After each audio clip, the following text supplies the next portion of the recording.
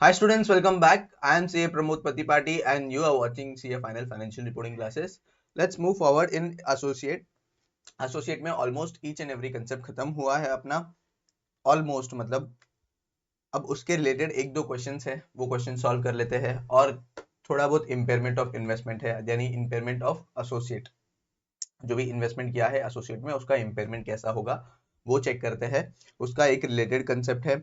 Then उसके बाद हमारे पास है एक held for cell, that is non current asset held for cell, वो भी एक चीज है. ये दो चीज मेन है और डिसकंटिन्यूएशन ऑफ इक्विटी मेथड, ये तीन चीज हमारा पेंडिंग है. राइट, तो कल जो हमने कंसेप्ट पढ़ा था लॉस मेकिंग यूनिट्स, उसका एक बार क्वेश्चन सॉल्व कर लेते हैं, उसके बाद आगे बढ़ते हैं. ठीक है, चलो. तो एक बार लॉस मेकिंग यूनिट्स का एक बार ये दे दो. क्या दे दो सर? एक बार तुम्हें ओवरव्यू दे दो कि कल क्या क्या था. क्या होता है लॉस मेकिंग यूनिट में? जो पेरेंट कंपनी है, दैट इज पेरेंट कंपनी, समझो यहाँ पे पीपी लिमिटेड है. पेरेंट कंपनी अपने जो एसोसिएट है, एसोसिएट में ऐसा है नहीं ना कि सिर्फ इक्विटी शेयर्स होल्ड करना है करके, बरोबर. तो क्या हो सकता है, पेरेंट कंपनी अपने एसोसिएट में इक्विटी भी होल्ड कर सकता है, प्रेफरेंस भी होल्ड कर सकता है एंड लॉन्ग टर्म लोन भी होल्ड कर सकता है. तो ऐसा अलग अलग सिक्योरिटीज होल्ड कर सकता है. राइट, तो इक्विटी शेयर जब होल्ड करेगा and if it is an associate, तो उस केस में हम क्या करते हैं सर, यहाँ पे इक्विटी मेथड लगाते हैं एज पर इंडेक्स 28. एक चीज. नेक्स्ट थिंग, अगर और कोई भी सिक्योरिटीज है जैसे प्रेफरेंस शेयर्स हुआ, डिबेंचर्स हुआ, लॉन्ग टर्म डेट हुआ, ये सारे जो इन्वेस्टमेंट्स है इसको हम इंड एस 109 के हिसाब से हम अकाउंटिंग फॉर करेंगे. बट अल्टीमेटली इफ यू सी, जो ये पेरेंट कंपनी है, ये जो पेरेंट कंपनी है, इसका होल्डिंग उसके एसोसिएट में, इसका इन्वेस्टमेंट ये ना पूरा, इक्विटी शेयर्स भी इन्वेस्टमेंट है, फिर प्रेफरेंस शेयर्स भी इन्वेस्टमेंट है और लॉन्ग टर्म लोन भी इन्वेस्टमेंट है. राइट, तो ये पूरा net investment of parent company हो जाएगा. Okay sir. अब नेक्स्ट थिंग क्या आता है, जैसे इक्विटी शेयर्स को हम नेट इक्विटी मेथड लगाते हैं और इसको जो है ना इंडेक्स 109 लगाते हैं जो कॉस्ट या फेयर वैल्यू के बेसिस में. जब इक्विटी मेथड लगाते हैं तो कंपनी के लॉसेस होगा. राइट, कंपनी में जब लॉसेस होगा तो यहाँ पे इक्विटी मेथड के हिसाब से हम क्या करते हैं, उस पर्टिकुलर लॉस को up to the share of parent हम किसके इसमें डालते हैं, इन्वेस्टमेंट में डालते हैं, यानी इन्वेस्टमेंट में एडजस्ट करते हैं. जैसे फॉर एग्जांपल यहाँ पे लिया था 10,000 इक्विटी शेयर्स है, वो इक्विटी मेथड से, और 8,000 का लॉस था, तो फिर फर्स्ट इनिशियल 8,000 पूरा का पूरा एडजस्ट हो जाएगा. नेक्स्ट ईयर में भी 8,000 का लॉस था, तो फिर अपने पास बचा कितना इन्वेस्टमेंट, ओनली 2,000. इसमें से सिर्फ 2,000 लेस हो सकता है. बचा हुआ 6,000 जो है, 8,000 लॉसेस में से बचा हुआ 6,000 जो है वो अनअब्जॉर्ब्ड रहेगा. अगर अपने पास प्रेफरेंस शेयर है, इक्विटी शेयर है, तो वो हम उससे एडजस्ट करेंगे, किससे, प्रेफरेंस शेयर्स और लॉन्ग टर्म डेट से. राइट, तो प्रेफरेंस शेयर्स को पहले एडजस्ट करेंगे लॉस, फिर उसके बाद लॉन्ग टर्म डेट को फिर उसके बाद करेंगे. देन उसके बाद सब्सिक्वेंटली अगर प्रॉफिट हो जाता है तो फिर उस केस में रिवर्स ऑर्डर में, that is long term debt, फिर प्रेफरेंस शेयर्स, फिर उसके बाद इक्विटी शेयर्स में बांटेंगे. This is all about the long loss making unit. इसका एक अच्छा सा क्वेश्चन है, आ जाओ देखते हैं. आया याद कल क्या किया था हमने? कल बहुत कुछ किया था but this was one of that.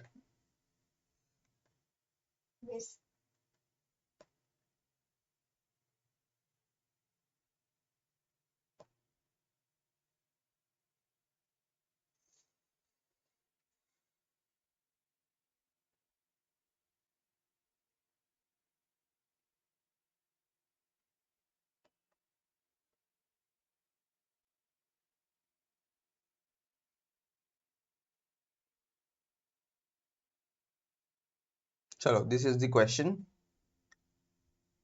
Late me copy this question एक बार.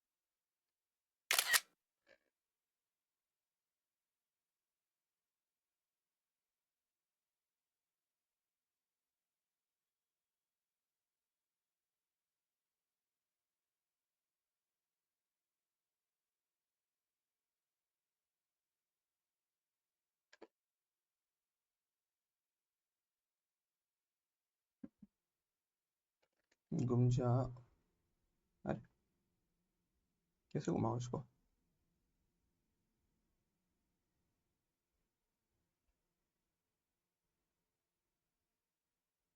देखो क्वेश्चन दिख रहा है, रीड द क्वेश्चन एक बार, या फिर साथ में करते हैं, चलो साथ में करते हैं रीड, क्या हो रहा है देखते हैं।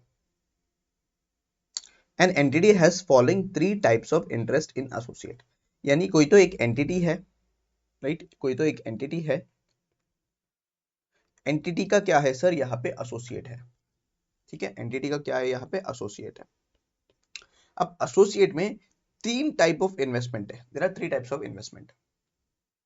Equity shares of 25%, equity shares 25% of equity shares to which equity method of accounting is applied. अच्छा, तो इक्विटी शेयर्स है अपने पास, कितना है वो भी 25% ऑफ इक्विटी शेयर्स है,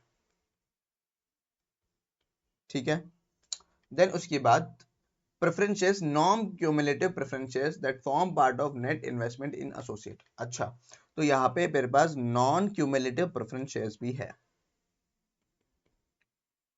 ओके। देन उसके बाद और क्या है, such preferences are measured at a fair value as per Ind AS 109। तो Ind AS 109 के हिसाब से इसको हम क्या कर रहे हैं सर, यहाँ पे इसका वैल्यूएशन हो रहा है। देन उसके बाद लॉन्ग टर्म लोन है, long term carrying interest of 10% per annum। The interest income is received at the end of the each year। The long term loan is accounted as per the amortized cost as per Ind AS 109। तो फिर ये sir fair value क्या होता है, amortisation cost क्या होता है, वो देखते हैं हम Ind AS 109 में। प्रोबेबली इस पर्टिकुलर Ind AS के बाद ही मैं ट्राई कर रहा हूँ कि मतलब ये होने के बाद 111 होगा, फिर उसके बाद 27 होगा, उसके बाद 109 चालू करते हैं। This loan also forms part of net investment in associate. तो लॉन्ग टर्म इन्वेस्टमेंट भी है यहाँ पे, चलो वहां पे दिया है ऑलरेडी, ये वाला देखो लॉन्ग टर्म इन्वेस्टमेंट भी है। चलो, at the start of year 1 the carrying value of each of the above interest as follows। Equity share दिया है 10 lakhs का, प्रेफरेंस शेयर से 5 lakhs का, लॉन्ग टर्म लोन है 3 lakhs का। Following table summarises the changes in the fair value of preference shares as per 109, यानी क्या preference shares का और लॉन्ग टर्म डेट का, लॉन्ग टर्म लोन या लॉन्ग टर्म डेट का यहाँ पे 109 के हिसाब से क्या क्या एडजस्टमेंट करना है वो दिया है अपने को।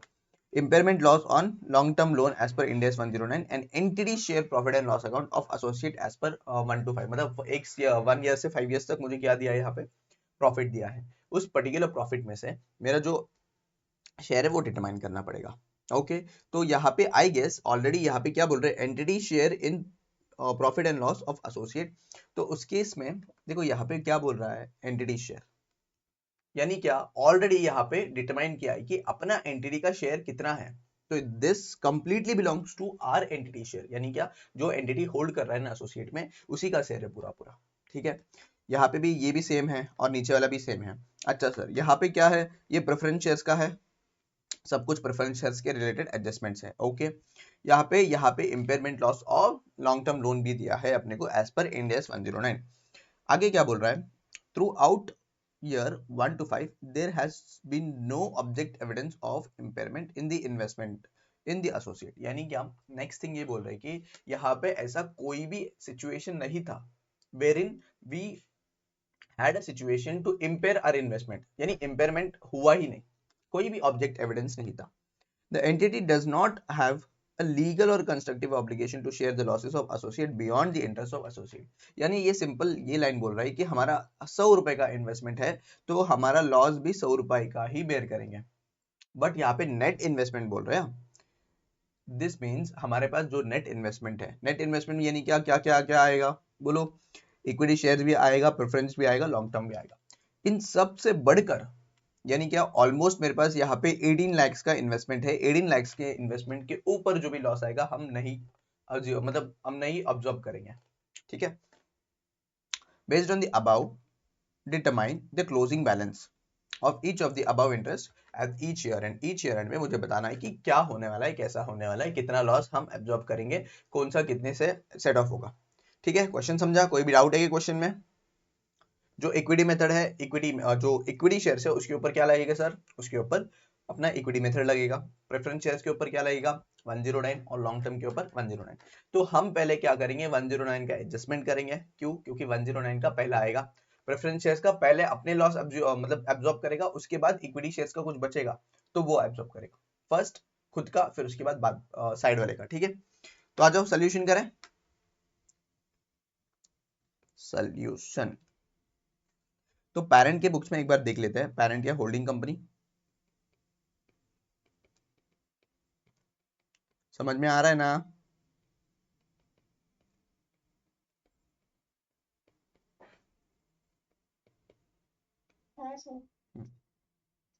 चलो, तो पहले तो इक्विटी शेयर्स है,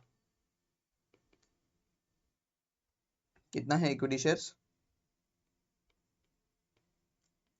मेरे पास? ₹10 लाख का, 10 लाख का ही है ना? यस। चलो, प्रेफरेंस शेयर्स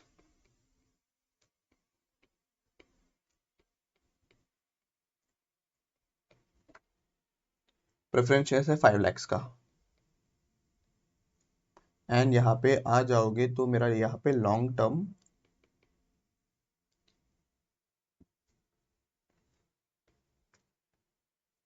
लोन,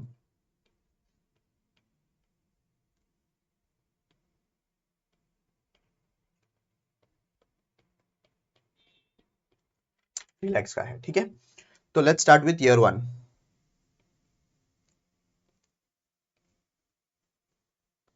ईयर 1 में अगर देखोगे तो मेरा यहाँ पे क्या क्या बनाएंगे हम? पहले इन्वेस्टमेंट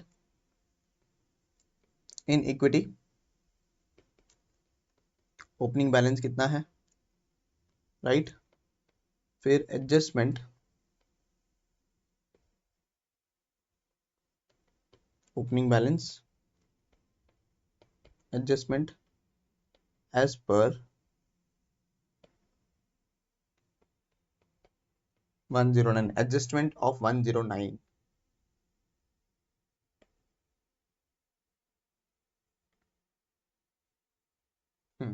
फिर उसके बाद क्या क्या बनाएंगे? बैलेंस आफ्टर इंड 109, फिर उसके बाद लॉस का एडजस्टमेंट दिखा देंगे।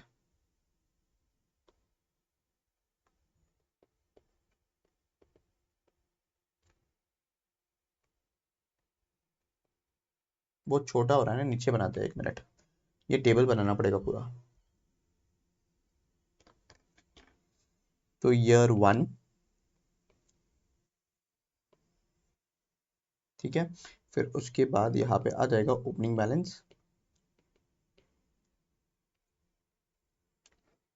ठीक है, फिर उसके बाद एडजस्टमेंट एज पर 109, 109 का एडजस्टमेंट आ जाएगा, फिर उसके बाद आ जाएगा बैलेंस आफ्टर इंड एज 109, ठीक है, फिर उसके बाद हमारा आ जाएगा एडजस्टमेंट एज पर 28,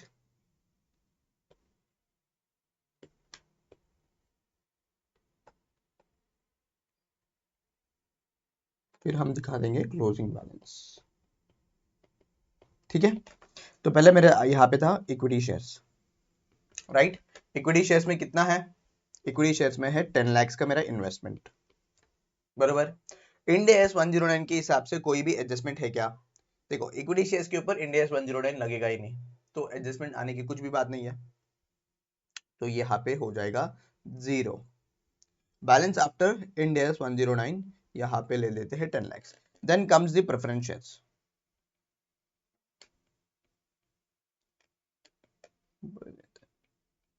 ठीक है। अब प्रेफरेंस शेयर्स कितना है? 5 lakh, and long term loan का कितना है? 3 लाख, राइट? ये क्या किया सर? यहाँ पे कुछ नहीं किया, मैं सिर्फ और सिर्फ मेरा जो ओपनिंग बैलेंस है उसको लिखा, राइट? अब क्या देखेंगे? अब फर्स्ट ईयर में देखो, ये देखो फर्स्ट ईयर में अगर देखोगे तो कितना लॉस आ रहा है इन 3 ऑफ देम। पहले तो प्रेफरेंस शेयर्स में 50,000 का डिक्रीज है, तो एज पर इंडिया 109 50,000 का डिक्रीज मुझे रिकॉग्नाइज करना पड़ेगा पहले। तो 50,000 का यहाँ पे डिक्रीज मैं रिकॉग्नाइज कर लूंगा, बराबर। देन उसके बाद अगर देखोगे इम्पेयरमेंट लॉस और reversal on the long term loan as per 109 के हिसाब से 50,000 है, तो ये 50,000 भी मुझे रिकॉग्नाइज करना पड़ेगा। तो एज पर 109 एडजस्टमेंट करने के बाद मेरे पास बैलेंस कितना बचा है, अपना पहले खुद का ले लेंगे लॉसेस, बरोबर। तो यहाँ पे 4,50,000 आएगा और यहाँ पे भी मेरा 2,50,000 आ जाएगा। यहां तक कोई भी डाउट है क्या, बताओ? सिंपल है यहां तक, बोलो।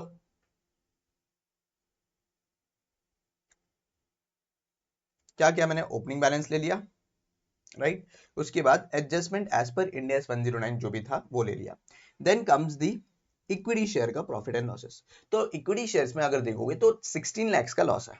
हाँ सर 16 लाख का लॉस है, बट अगर देखोगे इक्विटी का इन्वेस्टमेंट कितना है, बोलो। इन्वेस्टमेंट 10 लाख का है, तो पूरा का पूरा 10 लाख मुझे तो एब्जॉर्ब करना पड़ेगा, यानी अप टू 10 लाख मैं इक्विटी से एडजस्ट कर सकता हूँ। तो यहाँ पे अप टू 10 लाख तो यहाँ पे इक्विटी के साथ एडजस्ट कर सकता हूँ। बचा हुआ सर, बचा हुआ फिर प्रेफरेंस से करो, और 1,50,000 बचेगा ना, 1,50,000 यहाँ से करो लॉन्ग टर्म से, तो टोटल मेरा लॉस हो जाएगा 16 लाख का, बराबर। तो क्लोजिंग बैलेंस ये जीरो आएगा, ये जीरो आएगा, और इसका आएगा 1 लाख रुपीस। तो ईयर 1 का पूरा एडजस्टमेंट समझा के क्लियर?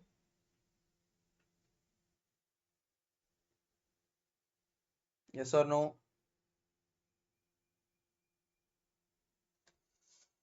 चलो अज्यूमिंग दैट समझ में आ गया, फिर से एक बार बताता हूँ, सुनो क्या किया है सर। ओपनिंग बैलेंस ले लिया एज पर जो भी क्वेश्चन में दिया है। देन फर्स्ट ईयर का एडजस्टमेंट देखा प्रेफरेंस शेयर्स का और लॉन्ग टर्म लोन का, तो 109 के हिसाब से एडजस्टमेंट कर लिया। तो आफ्टर एडजस्टिंग द लॉसेस मुझे ये बैलेंस आ गया, बरोबर। अब इक्विटी मेथड के हिसाब से 16 लाख का लॉसेस है, तो 16 लाख का लॉसेस है, बट मेरा इक्विटी शेयर्स यहाँ पे कितना है, सिर्फ 10 लाख का है। तो 10 लाख के अगेंस्ट सिर्फ 10 लाख सेट ऑफ कर सकता हूँ। एडिशनल जो भी लॉसेस है वो एडिशनल लॉसेस जाएगा यहाँ पे और यहाँ पे। तो first it will go to preference shares, फिर उसके बाद आएगा लॉन्ग टर्म डेट। तो चलते हैं सेकेंड ईयर में, ठीक है। सेम सेकेंड ईयर में भी होगा। सेकेंड ईयर में अब क्या, ओपनिंग बैलेंस कितना होगा, ओपनिंग बैलेंस यहाँ पे देखो, तो ओपनिंग बैलेंस 1 लाख बचेगा, बच्चा 2 का 0 रहेगा, राइट। तो यहाँ पे मैं लिख दूं equity preference and long term loan, ठीक है। यहाँ पे आएगा opening balance, opening balance this is 0, this is 0, and यहाँ पे कितना है, यहाँ पे 1 लाख है, ठीक है। तो adjustment as per Ind AS 109,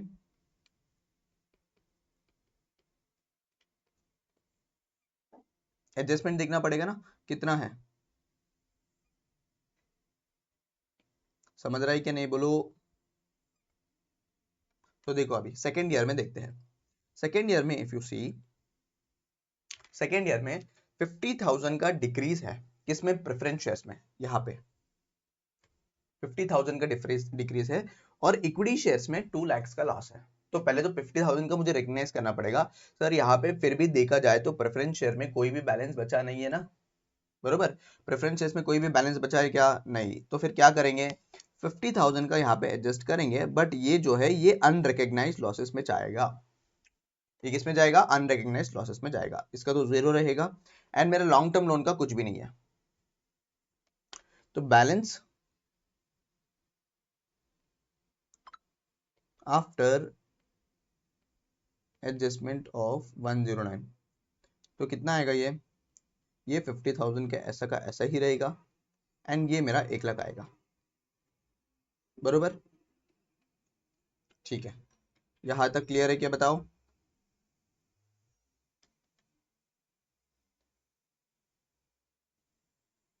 चलो नेक्स्ट थिंग, अब क्या आएगा सर, अब यहाँ पे आएगा एडजस्टमेंट एज पर इन AS 28 का एडजस्टमेंट देख लेते हैं क्या है। अब 28 का एडजस्टमेंट अगर देखोगे तो मेरा यहाँ पे 2 लाख का क्या है, लॉस है, 2 लाख का लॉस है ना यहाँ पे। बट मेरे पास इन्वेस्टमेंट है क्या इक्विटी शेयर्स का, बिल्कुल भी नहीं है, बरोबर। तो नहीं है, बट मेरे पास यहाँ पे किसका है सर, लॉन्ग टर्म लोन है मेरे पास 1 लाख का। और 50,000 तो प्रेफरेंस शेयर्स का, तो वो ही छोड़ दो, वो अनरिकग्नाइज्ड लॉसेस में जाएगा। तो अल्टीमेटली देखो, मैं तो 1 लाख पूरा का पूरा यहाँ पे एडजस्ट कर लूंगा मैं, 1 लाख पूरा का पूरा यहाँ पे एडजस्ट कर लिया, बरोबर। तो यहाँ पे बैलेंस कितना बचेगा क्लोजिंग,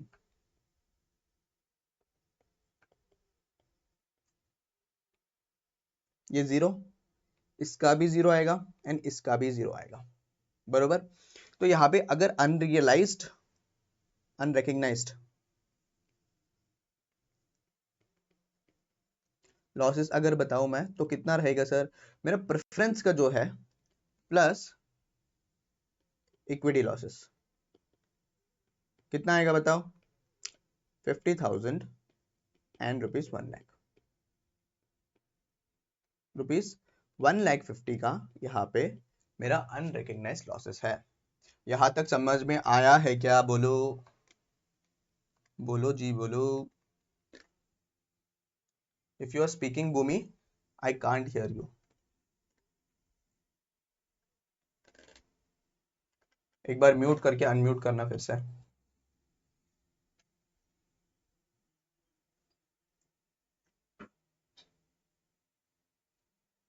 चलो ठीक है, फिर उसके बाद आगे बढ़ते हैं। उसके बाद यहाँ पे दिखाते हैं ईयर 3 का। ईयर 3 का चलते हैं। तो ईयर 3 में अगर देखोगे तो सेम अपना ओपनिंग बैलेंस आएगा ना पहले, इक्विटी, प्रेफरेंस,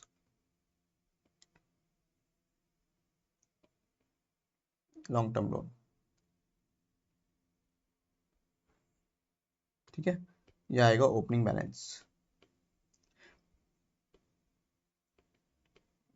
तो इक्विटी में 0 है, यहाँ पे भी 0 है एंड दिस इज ऑल्सो 0।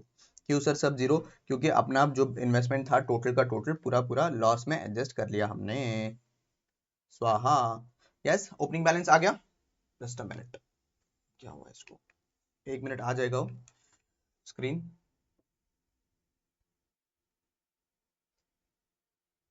आ गया ना। देखो क्या किया मैंने, ओपनिंग बैलेंस ले लिया year 1 year 3, equity preference and long term debt, उसका 0 0 बैलेंस रहेगा, क्यों मेरा क्लोजिंग बैलेंस 0 0 था, बरोबर। अब जाएंगे एडजस्टमेंट एज पर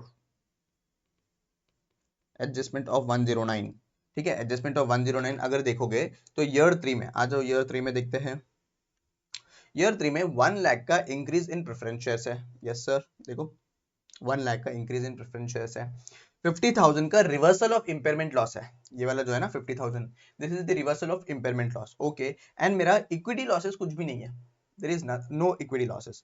तो आ जाओ डायरेक्टली एडजस्टमेंट करते हैं। यहाँ पे there is an increase of ₹1,00,000, right. फिर उसके बाद यहाँ पे 50,000 का रिवर्सल ऑफ इंपेयरमेंट है, ओके। बैलेंस आफ्टर 109, तो यहाँ पे इक्विटी का तो 0 आ जाएगा, यहाँ पे ये 1 लाख आएगा एंड ये 50,000 आ जाएगा, ठीक है। फिर उसके बाद एडजस्टमेंट किसका, 28 का। 28 यानी समझते हो ना, 28 इन द सेंस मेरा यहाँ पे इंडियस 28।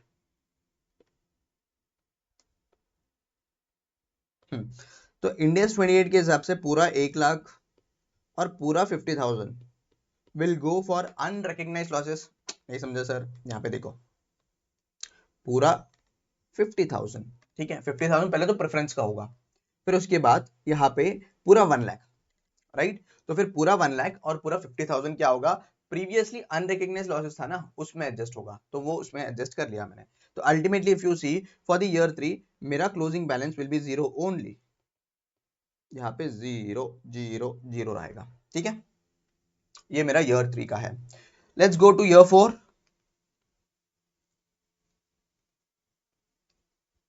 ईयर 4 में भी सेम इक्विटी रहेगा मेरा, फिर उसके बाद प्रेफरेंस, लॉन्ग टर्म लोन। अब जब एग्जाम में आया ना ऐसा क्वेश्चन, कुछ नहीं है, सिंपल है, फटाफट करने का, बस टाइम लगेगा। और एक बात याद रखना, एफआर का पेपर कभी भी लेंदी ही होता है। FR is always lengthy and audit is always tough. CA final के ग्रुप 1 में। ओपनिंग बैलेंसेस, ठीक है। ओपनिंग बैलेंस कितना है मेरे पास यहाँ पे? 000।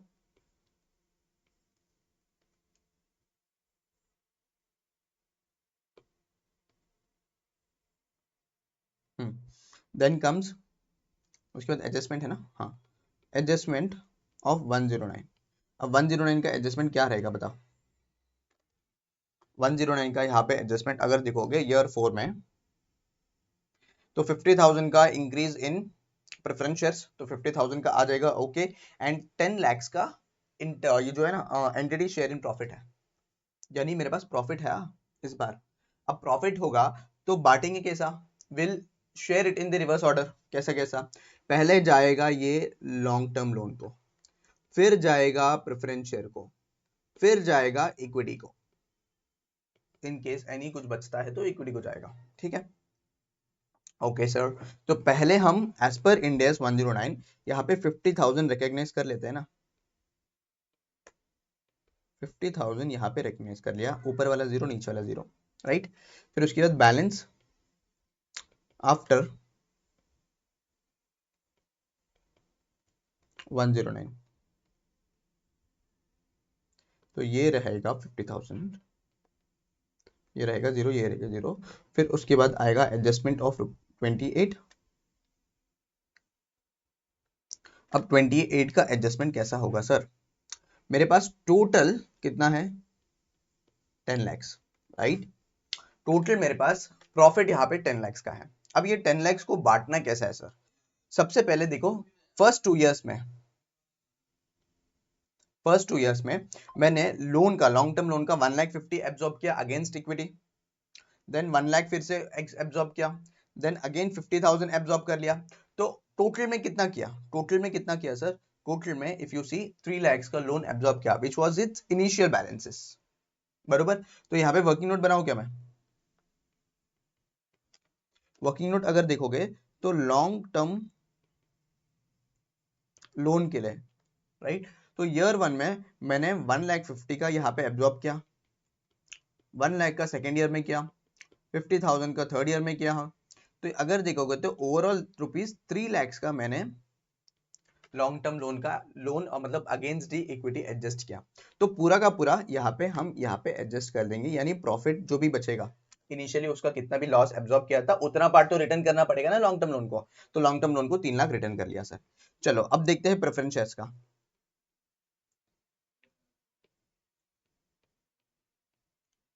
ठीक है, अब प्रेफरेंस शेयर्स का अगर देखोगे तो इनिशियली कितना था?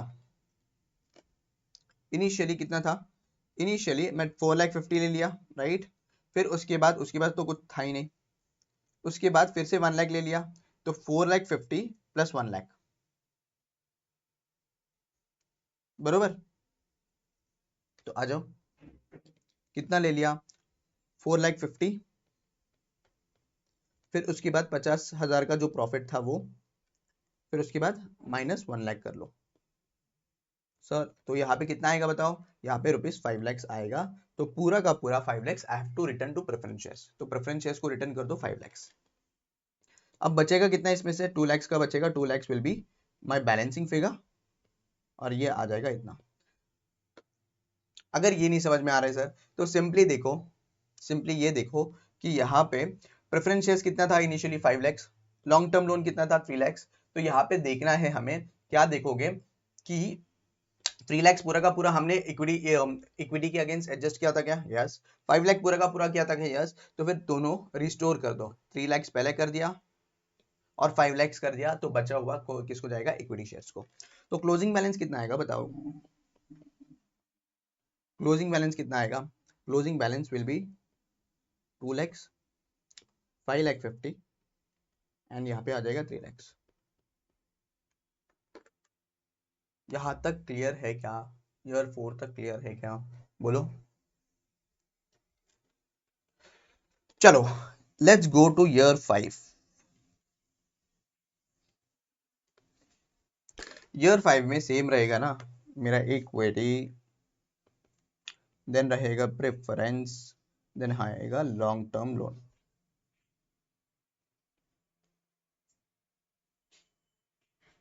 ठीक है,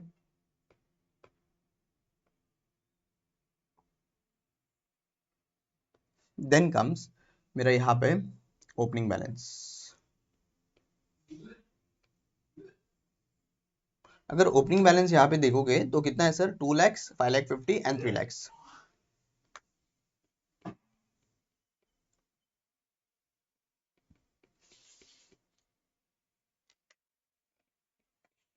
एम आई राइट? फिर उसके बाद आएगा एडजस्टमेंट एज पर 109।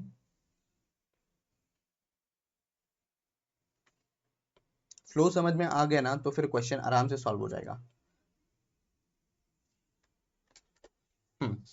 अब यहाँ पे ईयर 5 में अगर देखोगे तो प्रेफरेंस शेयर्स का 30,000 का इंक्रीज है और 10 lakhs का इक्विटी शेयर्स का इंक्रीज है। तो डायरेक्टली ऐड कर दो प्रेफरेंस शेयर्स का 30,000,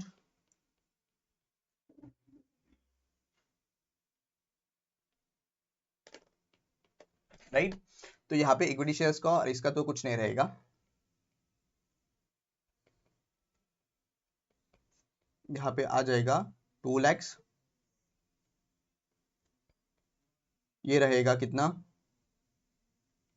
ये रहेगा 5 lakh 80, राइट? फिर ये रहेगा 3 लाख। चलो, फिर उसके बाद इंडेस 28 का रहेगा ना। अब इंडेस 28 का क्या रहेगा सर, एडजस्टमेंट देख लो। इंडेस 28 के हिसाब से मेरा प्रॉफिट है यहाँ पे 10 lakhs का, तो टोटल 10 lakhs अपने को इक्विटी के लिए आएगा। क्यों? क्योंकि यहाँ पे जो इनिशियली रेकग्नाइज्ड अनरियलाइज्ड लॉसेस थे उसको ऑलरेडी एडजस्ट कर दिया हमने, तो पूरा का पूरा 10 lakhs यहाँ पे आ जाएगा सर। तो यहाँ पे ये आ जाएगा 12 lakhs क्लोजिंग बैलेंस, ये आएगा 5 lakh 80, ये आएगा 3 lakhs। ठीक है, and total investment would be 12 lakhs plus 5 lakh 80 plus 3 lakhs, which is round about to 2 crore 8, नहीं 20 lakhs 80,000। चलो, this is all about loss making unit। समझा ये चीज, बताओ क्लियर है? पक्का ना? चलो एक बार फिर से एक बार ब्रीफ करवा देता हूँ। अगर इंडेस 28 में आ गया तो फिर ऐसा क्वेश्चन आ सकता है फॉर 6 मार्क्स, 6 मार्क के लिए आ सकता है ये। तो एक बार अच्छे से रिवाइज कर लेते ना, क्यों रिस्क लेने का। चलो देखो, parent net investment in associate अपने पास इतना था, which was round about 18 lakhs। फिर उसके बाद हमने ईयर बाय ईयर हमने लॉसेस देखते चले। तो फिर ईयर 1 में क्या था, इक्विटी शेयर्स का 10 lakhs, प्रेफरेंस शेयर्स और लॉन्ग टर्म लोन था, राइट? अब उसके साथ साथ में हम पहले एडजस्टमेंट करेंगे इंडेस 109 के हिसाब से, तो इंडेस 109 का ये दो था। ठीक है, फिर उसके बाद बैलेंस आफ्टर इंडेस 109, तो ये आ गया मेरा आफ्टर एडजस्टिंग इंडेस 109 का जो भी एडजस्टमेंट करना था वो। ओके सर, फिर उसके बाद एडजस्टमेंट एज पर इंडेस 28, जिसमें पहले ही अपने पास 16 lakhs का लॉस था। अब 16 lakhs का लॉस था, इक्विटी में मेरे पास 10 lakhs ही है, तो उस केस में क्या किया मैंने, 10 lakhs इक्विटी से एडजस्ट किया, बचा हुआ प्रेफरेंस एंड लॉन्ग टर्म से एडजस्ट कर दिया। ठीक है, पहले चीज हो गया। देन नेक्स्ट थिंग, ईयर 2 में भी सिमिलर केस था मेरे पास, कहा जहां पे मेरे पास लॉस था, राइट? तो फिर वो loss unrecognised loss of 1 lakh 50 बच गया, बरोबर। अब ये अनरिकग्नाइज्ड लॉस को मुझे नेक्स्ट ईयर में एडजस्ट करना था, तो नेक्स्ट ईयर में इंक्रीज था 1 लाख 50 का, और प्रीवियस ईयर का अनरिकग्नाइज्ड लॉसेस था 1 लाख 50 का, वो दोनों एडजस्ट कर लिया, तो फिर ये नील हो गया मेरा यहाँ पे। चलो, देन ईयर 4 में मेरे पास प्रॉफिट आ गया, फाइनली प्रॉफिट आ गया, तो फिर मैंने बांट दिया इसमें।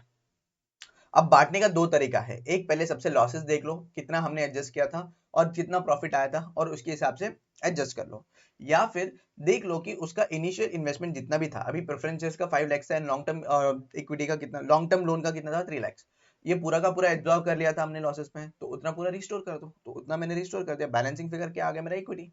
ठीक है, फिर उसके बाद ईयर 5 में हमने क्लोजिंग बैलेंस निकला। अब यहाँ पे एक और चीज है, यहाँ पे एक और चीज क्या है सर, यहाँ पे लोन का ऊपर जो भी है ना इंटरेस्ट पूछा है। अब लोन के इंटरेस्ट, लोन के ऊपर ये जो लॉन्ग टर्म लोन है ना, इसके ऊपर इंटरेस्ट सेम हमारा जो 3 लाख है, 3 लाख के ऊपर कितना, जो भी 10% था या कुछ था, कितना था पता है क्या? ये देखो, the loan carrying amount carrying interest is 10% per annum. तो हमारा यहाँ पे सिर्फ हम लॉसेस एडजस्ट कर रहे हैं, बट इंटरेस्ट तो पे करना पड़ेगा ना। तो जो 3 लाख था, 3 लाख के ऊपर 10% 5 साल के लिए हमें कंप्यूट करना है, और उसके बाद उसको ईयरली अक्रू करना है। तो आज तुम्हें सोल्यूशन में एक बार बता देता हूँ। ईयर 1 में अगर देखोगे तो ये सिचुएशन है, 16 lakhs is recognized, hence there is no unrecognized losses। फिर उसके बाद ये ईयर 2 है, ईयर 2 में अगर देखोगे तो अनरिकग्नाइज्ड लॉस है 1,50,000 का। देन ईयर 3 में अगर देखोगे तो ईयर 3 में भी अनरिकग्नाइज्ड लॉस ऑफ 1,50,000 है। फिर ईयर 4 में नहीं लॉसेस अनरिकग्नाइज्ड प्लस जो अपना प्रॉफिट्स थे 1,50,000 का after adjustment of Ind AS 109, तो मेरा ये लॉसेस सेट ऑफ हो गया। फिर ईयर 4 में क्या है, ईयर 4 में हमने रिस्टोर कर दिया, एंड ईयर 5 में मेरा यहाँ पे टेबल समराइज किया कि आज के दिन का कितना प्रॉफिट है। अब एक चीज बता दूं मैं यहाँ पे,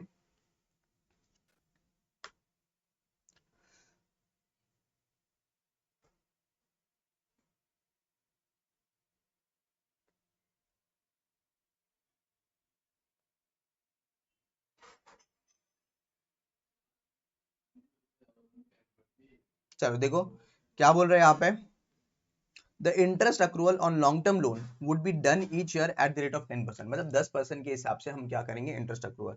this will be done without taking into account any adjustment done in the carrying amount of loan, यानी लोन का हम डायरेक्टली एडजस्ट कर रहे हैं इन माय इन्वेस्टमेंट, बट मेरा इंटरेस्ट का जो पार्ट है वो एक्चुअल में जितना है उतना ही आएगा। Hence the entity will accrue 30,000 in each year, मतलब 3 लाख के ऊपर 3 लाख के ऊपर 10% 30,000।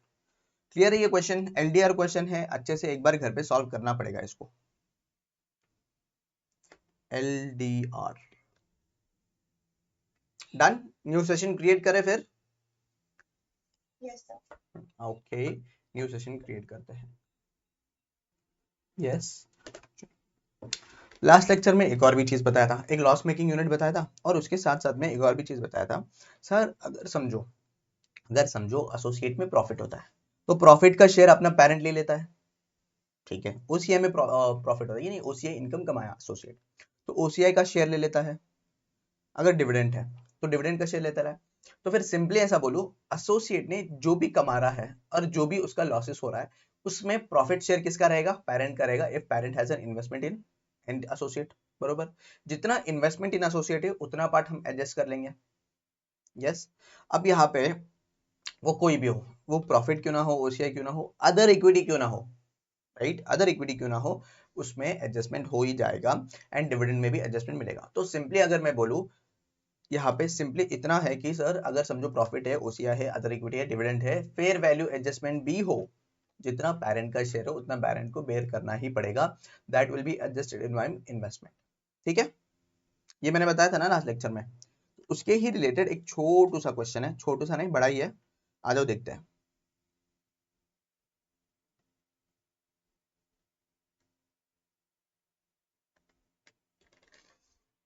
ये देखो, और जब भी अगर एग्जाम में अगर क्वेश्चन आए, कैसा एग्जाम में क्वेश्चन आए, एसोसिएट का जब भी क्वेश्चन एग्जाम में क्वेश्चन आए और उसमें कुछ अलग चीज दिया है, अलग in the sense other than एक other equity, OCI, profit share, फिर उसके बाद fair value adjustment, other than this आया, नॉर्मली नहीं आता, अगर इनकेस बहुत ही रेयर केसेस में आ गया, तो उसमें से अपना पेरेंट का शेयर डिटरमाइन कर लो, ठीक है। फॉर द टाइमिंग अगर एग्जाम में, क्योंकि एग्जाम में देखो अल्टीमेटली तुम्हें आए ना आए, बरोबर, अगर आ गए तो कर लेंगे, नहीं आया तो क्या करोगे। बस ये लॉजिक याद रखना, अगर एसोसिएट का क्वेश्चन आया है तो फिर उस केस में पेरेंट का जो भी शेयर है उसमें से डिटरमाइन करेंगे, अगर अलग कुछ आया तो, ठीक है। चलो इलस्ट्रेशन नंबर 12 देखिए, इलस्ट्रेशन नंबर 12 देखो, entity A holds 20% equity interest in entity B.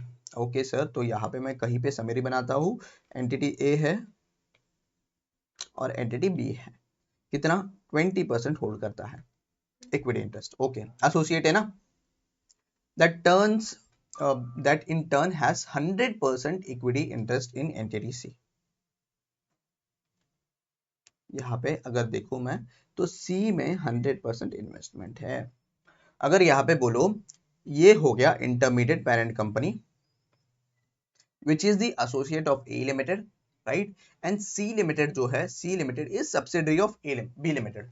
अच्छा, एक और कंसेप्ट मैंने बताया था कि सर समझो यहाँ पे एसोसिएट है और एसोसिएट का कोई सब्सिडरी है, तो क्या मैं ए के बुक्स में इसको सब्सिडरी या फिर for the purpose of assessment इसको कंसिडर कर सकता हूं क्या एज एन एसोसिएट? बोलो। This is through associate, investment is through associate, whether will consider for the assessment या फिर विल इग्नोर। बोलो।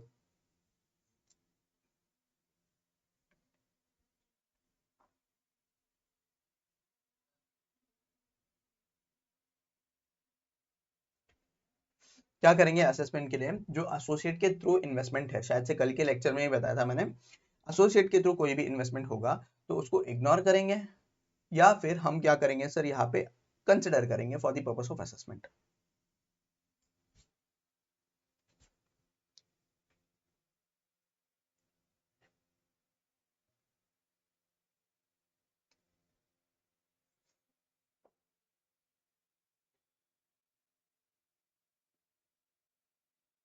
बोलो जल्दी बोलो।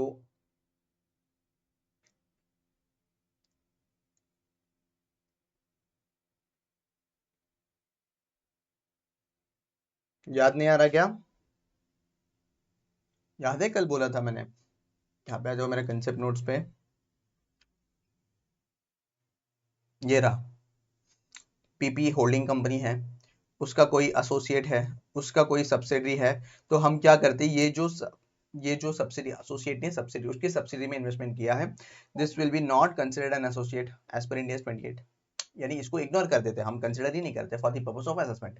बट जब भी इसका पीपी लिमिटेड का सीएफएस बनाते रहेंगे, राइट, अब जब सीएफएस बनाएंगे तो एसोसिएट को अकाउंटिंग करने हम इक्विटी मेथड लगाएंगे ना, will apply equity method, right. तो जब इक्विटी मेथड अपन अप्लाई करेंगे तो इसका जो बैलेंस शीट है वो बैलेंस शीट कौन सा लेंगे? हम इसका बैलेंस शीट सीएफएस लेंगे, ठीक है, सीएफएस, वेरी गुड, सीएफएस लेंगे। अब यहाँ पे सीएफएस लेंगे, इंडिविजुअल वाला नहीं लेंगे।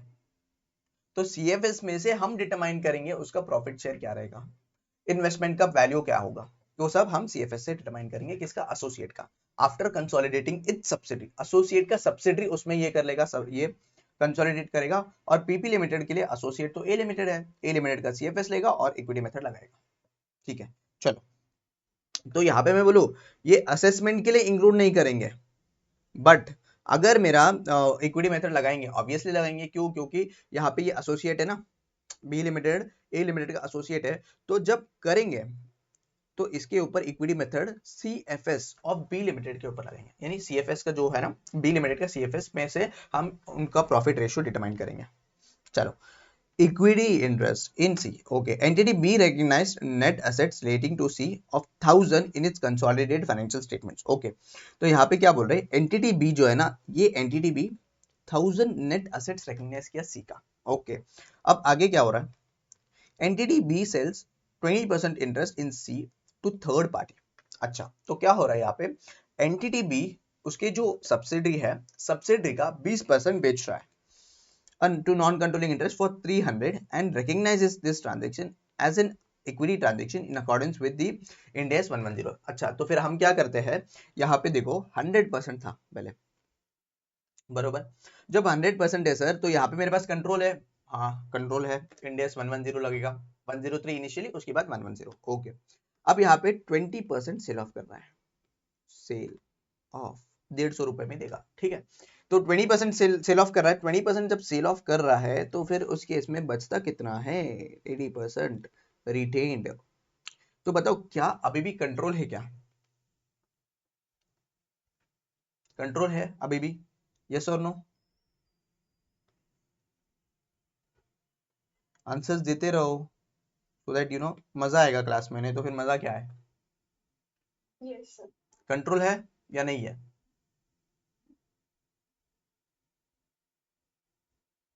है। Very good. क्यों सर कंट्रोल है? यहाँ पे 50% से ज्यादा होल्डिंग है, राइट, 50% से ज्यादा होल्डिंग है और other factors of control assessment जो है वो इन फेवर है, तो हम मानेंगे कंट्रोल है। चलो, कंट्रोल जब है तो यहाँ पे अगर कंट्रोल है और एक पोर्शन हम बेच रहे हैं, तो हम क्या करते हैं, प्रपोर्शनेटली एनसीआई को रिकॉग्नाइज करेंगे ना, बरोबर। तो यहाँ पे एंट्री कैसा होगा, बैंक अकाउंट में पैसा आएगा, टू एनसीआई कर देंगे, जो बैलेंसिंग फिगर रहेगा वो अदर इक्विटी में एडजस्ट करेंगे। यस और नो? टू अदर इक्विटी, मतलब ये जनरली एक ड्राफ्ट एंट्री बता रहा हूँ। जो बैलेंसिंग फिगर है वो पहले तो बैंक में आएगा, एनसीआई में जाएगा और बचा हुआ अदर इक्विटी में जाएगा। ठीक है, क्लियर है सर? अब क्या हुआ देखो, resulting into credit of entities B equity. अच्छा, तो वो क्या बोल रहे हैं ना यहाँ पे कि अदर इक्विटी में क्रेडिट हुआ है, यहाँ पे अदर इक्विटी में क्रेडिट हुआ है। इसको कैसे निकालू यहाँ से?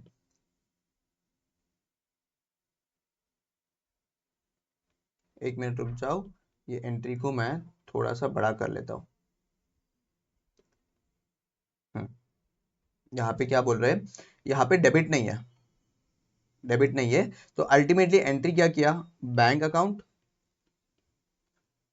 To NCI to other equity क्या है, और यहाँ पे 100 आया है, अदर इक्विटी में 100 रुपीज आया है। यानी क्या है सर, यहाँ पे देखो बैलेंस शीट बिफोर का दिया है, A limited consolidated financial statements, investment in B 200, equities 200 दिखाया है। कंसोलिडेटेड फाइनेंशियल स्टेटमेंट में कैसा दिख रहा था, असेट्स 100 दिख रहा था और इक्विटी 100 दिख रहा था, राइट? तो हम क्या कंसिडर करेंगे, याद रखो सीएफएस कंसिडर करेंगे ऑफ बी लिमिटेड। क्यों? क्योंकि उसका सब्सिडरी का कंसोलिडेशन होने वाला बाद जो भी आएगा ना वो कंसिडर करेंगे। तो consolidated financial statement will be used for the equity method. Okay sir, चलो आफ्टर वाला सिचुएशन क्या, वो बिफोर वाला था 100 दिख रहा था। अब आफ्टर में क्या हुआ, आफ्टर में असेट्स ऑफ 100 आ गया, कैश 300 आ गया, इक्विटी में 1000 था पहले सेम, बट 100 का जो है ना एक्स्ट्रा इक्विटी आ गया। ठीक है, आफ्टर एडजस्टिंग यानी क्या, प्रॉफिट हो गया, बरोबर? मेरा इन्वेस्टमेंट कुछ और था, बैंक में कुछ और आया, राइट? तो फिर मेरा जो प्रॉफिट हो गया, अल्टीमेटली प्रॉफिट हो गया समझ लो, और नॉन कंट्रोलिंग इंटरेस्ट 200 आ गया यहाँ पे। ठीक है सर, तो अब मैंने मेरा जो कंसेप्ट है ये क्या है सर, बोलना क्या है कि जैसा एसोसिएट में अगर प्रॉफिट होता है तो शेयर ले लेते हैं, किसका, पेरेंट का। अगर ओसीआई में होता है तो ले लेते हैं, यहाँ पे अदर इक्विटी में होगा ना 100 का, तो 100 का यहाँ पे 100 में अपना कितना होल्डिंग है, 20% होल्डिंग है, तो 20% भी हम रिकॉग्नाइज कर लेंगे फॉर दी पेरेंट, ये होगा पेरेंट शेयर, बराबर? ये होगा पेरेंट शेयर, और इसको हम अदर इक्विटी में रिकॉग्नाइज करेंगे। जैसे प्रॉफिट होता है तो प्रॉफिट एंड लॉस में करते हैं, ओसीआई होता है तो ओसीआई में, अभी ये जो है ना अदर इक्विटी में हो रहा है तो अदर इक्विटी में रिकॉग्नाइज करेंगे। देखो, although entity A did not participate in transaction, entity ए कौन है, entity A is the ultimate parent company, यानी कि जो एसोसिएट को होल्डिंग रख रहा है। In the transaction, entity A share of net assets in entity B increased as a result of sale of B 20% interest in C. Effectively, A's share in B's asset is now 220. कैसा 220? देखो 110 ये assets है मेरा, net assets, equity मतलब समझ लो, into 20% कर लो तो 220 आ गया, in addition to the previous share. ठीक है, how is this equity transaction that is recognized in the financial statements of equity be reflected in the consolidated financial statement of A that uses the equity method to account for the investment in entity B? तो क्या है, ultimately मेरा यहाँ पे investment बढ़ जाएगा, investment account debit. क्या करूंगा मैं यहाँ पे इन्वेस्टमेंट को बढ़ाऊंगा 20 से, तो यहाँ पे अदर इक्विटी करूंगा 20, सिंपल कहानी खत्म। ठीक है, ये 20 कैसा आएगा सर, ये 20 मेरा जो कैसा आया, मेरा जो ये था अदर इक्विटी में क्रेडिट, कितना था अदर इक्विटी में 100, 20% मेरा शेयर है, उसके हिसाब से आ गया। Clear, done? क्वेश्चन समझा? क्वेश्चन समझा, आंसर भी कर लिया हमने, बस इसका बैकग्राउंड थोड़ा बहुत पता होना चाहिए। समझिए क्या, बताओ? Yes, sir. देखो आंसर एक बार रीड कर लेते हैं, हो जाएगा। The change of interest in the net assets equity of associate as a result of investees equity shares is reflected in the investors financial statements as share of changes in equity of investee instead of gain in the statement of profit and loss account। मतलब profit and loss account में नहीं दिखाएंगे, क्यों? क्योंकि ये profit नहीं है, अपना प्रॉफिट एंड लॉस का प्रॉफिट नहीं है, ये इक्विटी में चेंजेस है तो इक्विटी में ही दिखाएंगे। Post acquisition change in the net assets of the investee and also faithfully reflects the investor's share of the associate transaction as presented in associate's consolidated financial statements. Thus, in the given case, entity A recognized 20% change as other equity instead of a statement of profit and loss account and maintains the same classification of associate. Associate में 20% 20 का change आया था, मतलब 20 नहीं 100 का change आया था in the other equity, उसका शेयर 20% अपना था अदर इक्विटी में शेयर, तो फिर अदर इक्विटी में शेयर 20% डिटरमाइन कर लिया, सेम क्लासिफिकेशन लगाएंगे other equity and other equity. Entity B a direct credit to equity as in this CFS, यानी सीएफएस में डायरेक्टली क्रेडिट कर देंगे इनटू इक्विटी, जैसे मैंने यहाँ पे किया ना ये वाला। चलो, is that clear? Yes, sir. एकदम हाँ. ओके, मान रहा हूं क्लियर हो गया करके। चलो एक और क्वेश्चन करते हैं, इलस्ट्रेशन नंबर 14। राइट, इम्पेयरमेंट याद है कि impairment of loss, impairment loss याद है? अब यहाँ पे इतना कुछ ये नहीं है, इतना कुछ क्या बोलते हैं इसको, रेलेवेंस नहीं है, बट यहाँ पे सिर्फ इतना इम्पेयरमेंट लॉस के रिलेटेड क्वेश्चन है। अगर इम्पेयरमेंट लॉस होता है तो क्या करना चाहिए, राइट? तो इम्पेयरमेंट का एक बार कंसेप्ट बता दूं क्या मैं? इम्पेयरमेंट क्या होता था सर? एक होता था रिकवरेबल अमाउंट, एक होता था कैरिंग अमाउंट। हम रिकवरेबल अमाउंट को चेक करते थे with the carrying amount. If in case recoverable amount is less than carrying amount, यानी ये जो है ना, this is less than carrying amount, तो हम क्या करते थे sir? We would understand that कि मेरा कैरिंग अमाउंट ज्यादा दिख रहा है बुक्स में, मेरा मार्केट में कितना कम पे बिक रहा है, राइट? मार्केट में कम पे बिक रहा है, तो उस केस में यहाँ पे मेरा इंपेयरमेंट लॉस हो गया है, तो इंपेयरमेंट लॉस को हम रेकग्नाइज करते थे, बरोबर? हाँ, तो आप यहाँ पे हम इम्पेयरमेंट लॉस को रिकग्नाइज करते थे। इन दिस सिमिलर फैशन हम इन्वेस्टमेंट ऑफ एसोसिएट भी देखेंगे, बट ये उसका रिलेटेड नहीं है, ये अपस्ट्रीम डाउनस्ट्रीम ट्रांजैक्शन के रिलेटेड है। तो एक बार कर लेते हैं, दो सिनेरियो है और इसके बेसिस में अकाउंटिंग कर लेते हैं क्या होना चाहिए। इम्पेयरमेंट का इस बार क्वेश्चन आया था अराउंड अबाउट 8 मार्क्स का, इम्पेयरमेंट फ्रॉम 36, 8 मार्क का क्वेश्चन आया था। चलो देखो, सिनेरियो ए क्या है? X has invested in joint venture Y, X और ये है Y, ठीक है sir. By holding 50% of equity share capital during the year, X Limited sold an asset to Y. तो during the year X ने sold out क्या किसको? asset to Y at its market value of 10 lakhs. Sorry, 8 lakhs, 8 lakhs, market value 8 lakhs. The carrying value in X books was 10 lakhs. Determine how should X account for the sale transactions in the books. अब देखो, carrying amount कितना है sir? Carrying amount है 10 लाख, मेरा market value कितना दिखा रहा है? 8 lakhs, right? Market value 8 lakhs है, कैरिंग अमाउंट 10 lakhs है, तो यहाँ पे मैं बोलूँ क्या? इंपेयरमेंट लॉस है कि 2 लाख का, भले ही असेट बेचो या ना बेचो। The question is not about sale, the question is about मेरा कैरिंग अमाउंट है 10 lakhs and my market value is 8 lakhs। So if you see there, मेरा अल्टीमेटली अगर मैं असेट सेल करता हूं या नहीं करता हूं, मेरा यहाँ पे इंपेयरमेंट लॉस होना ही है 2 lakhs का। क्यों? क्योंकि नॉर्मली हम क्या करते हैं, कैरिंग अमाउंट को रिकवरेबल अमाउंट से कंपेयर करते हैं और उसके बेसिस में हम ये निकालते हैं, बरोबर? तो यहाँ पे इंपेयरमेंट ऑफ 2 lakhs है, तो सिंपली क्या करेंगे, 8 लाख का तो बेच दिया, 8 लाख का बेच दिया, तो फिर बैंक अकाउंट को डेबिट करेंगे 8 lakhs का, राइट? टू असेट जाएगा, कितना का था असेट्स बुक्स में? 10 लाख का था, तो यहाँ पे लॉस ऑन सेल दिखा देंगे which is rupees 2 lakhs, right? Which is rupees 2 lakhs दिखा देंगे। तो आ जाओ इसके सोल्यूशन में चलते हैं। X should record full loss of 2 lakh, sorry X limited जो है ना, ये पूरा 2 लाख करेगा। क्यों? क्योंकि in its books as it would represent the impairment loss because the market value has actually decline, market value actually decline किया है, उसके लिए यहाँ पे लॉस हो रहा है। This loss would be have been recorded if X had first impairment the asset, impaired the asset and then sold to Y at a zero profit। यानी सिंपली इतना बोल रहा है, असेट तुम पहले अगर बेचते ही नहीं तो पहले क्या करते हैं तुम? इंपेयरमेंट करते हैं, बरोबर? तो इंपेयरमेंट वैसा होना ही था even if you sell a not, but यहाँ पे इंपेयरमेंट होगा तो उसका जर्नल एंट्री यहाँ पे दिया है। तो बैंक अकाउंट में मेरा 8 lakhs आएगा, असेट में 10 lakhs and loss on sale of asset 2 lakhs। Clear है ये वाला? दिस वन, यहाँ पे कोई डाउट है? No. देखो, जैसा यहाँ पे सेम सिमिलर केस में assume the same facts as per scenario A except that the asset is sold by Y to X instead of X selling Y। Determine how much X should account for the above transaction। अच्छा, अब क्या हो रहा है? Now it is the case vice versa। अब कौन क्या है? Y लिमिटेड ने सेल आउट किया है किसको? X लिमिटेड को। तो एक्स लिमिटेड कौन था? X limited was a parent company which is holding a joint venture with Y limited, बरोबर। तो यहाँ पे क्या हो रहा है, वाई लिमिटेड ने सेल ऑफ किया, this is the parent company and this is the associate. तो बताओ ये अपस्ट्रीम है या डाउनस्ट्रीम है? तो ये डाउनस्ट्रीम है। अगर ऐसे देखो तो एसोसिएट, मैंने उल्टा लिख लिया ना यहाँ पे, तुम्हारे कंफ्यूजन ना होने के लिए मैं क्या करता हूँ, इसको हटा देता हूँ।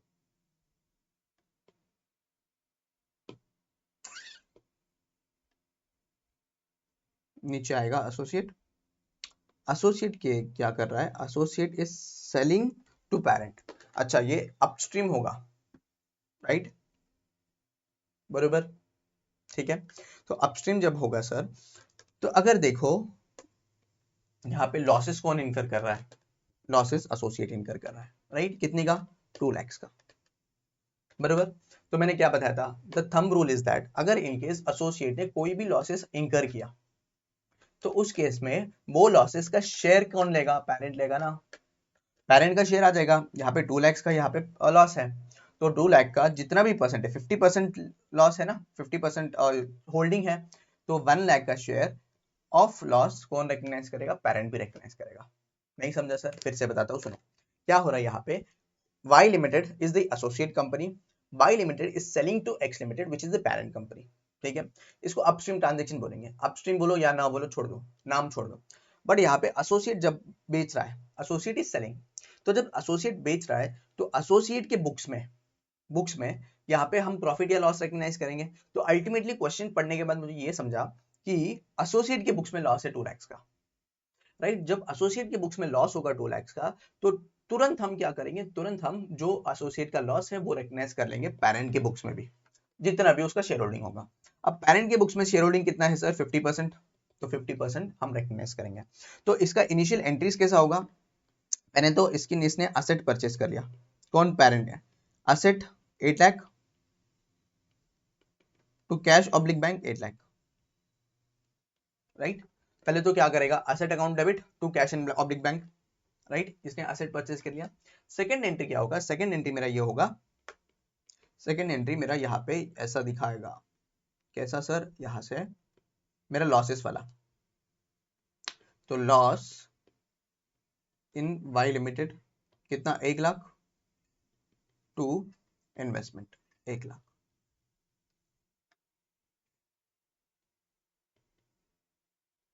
अच्छा सर मॉड्यूल ने ऐसा किया है, देखो मॉड्यूल ने एक कंसोलिडेटेड एंट्री किया है, अगर अलग अलग करोगे तो तुम्हारा बेटर अंडरस्टैंडिंग रहेगा, उसके लिए अलग अलग किया मैंने, क्लियर है।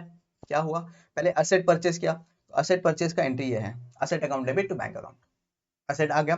फिर अब देख रहे हैं कि वाई लिमिटेड ने लॉस रिकग्नाइज किया, इंपेयरमेंट लॉस 2 lakhs का, तो उस 2 lakhs में से हमें क्या करना पड़ेगा, 2 lakhs का 50% शेयर पेरेंट का है, तो पेरेंट को हम लॉस बांट दिए। क्लियर एकदम, एनी डाउट्स?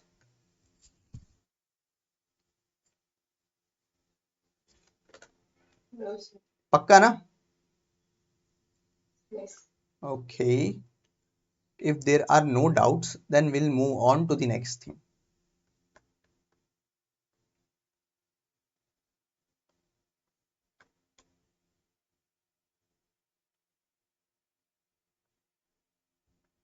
एक मिनट, मेरा यहाँ पे टेस्ट या नॉलेज में कुछ क्वेश्चंस थे, देखते हैं।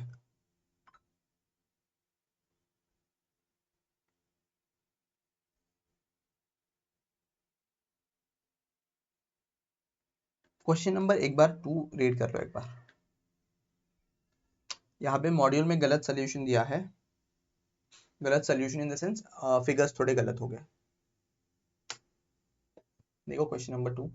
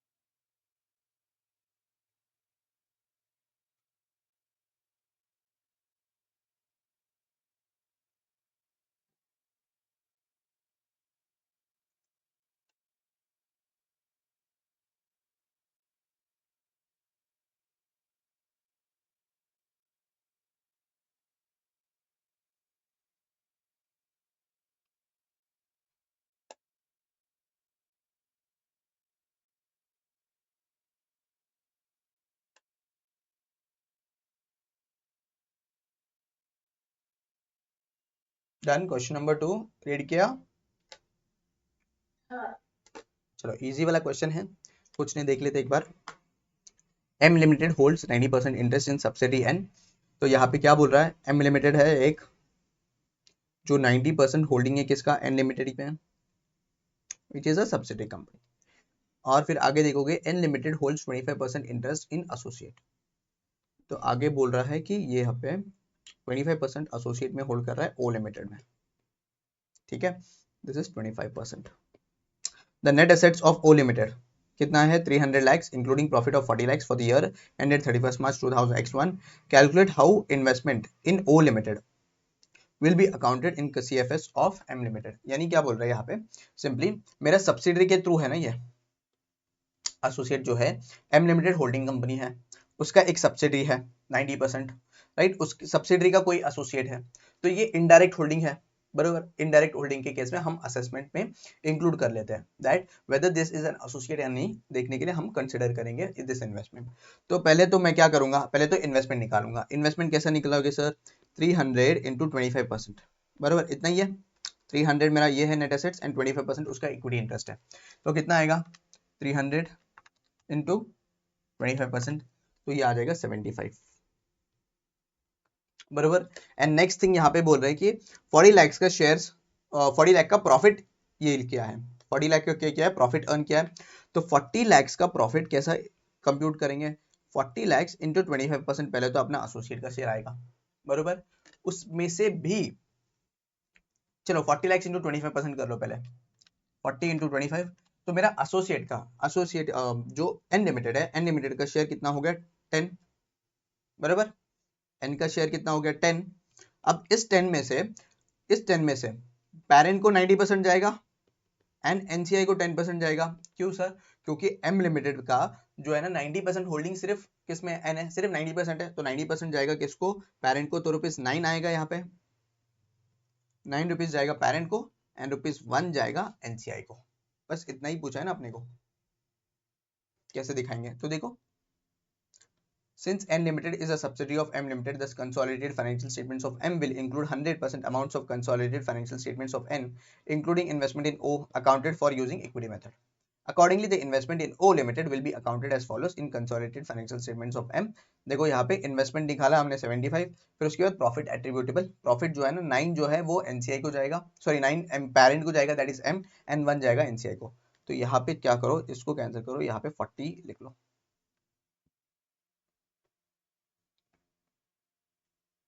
यहाँ पे आएगा 40। डन, कोई डाउट है इसमें?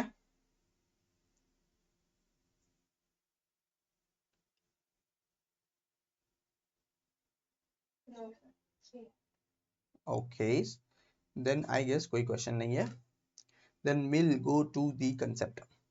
अच्छा, एक छोटा सा कंसेप्ट है, वो छोटा सा कंसेप्ट बताया दो क्या होता है। Contribution of non current assets by entity to its associate joint venture.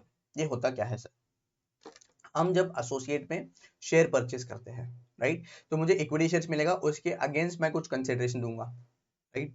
तो जब कंसिडरेशन दूंगा, जब कंसिडरेशन दूंगा, तो उस केस में या तो मैं कंसिडरेशन नॉर्मली कैश से दे सकता हूँ, कैश से दिया तो खत्म, कहानी खत्म, हम डायरेक्टली उसको रिकॉर्ड कर लेंगे investment to cash oblique bank, right.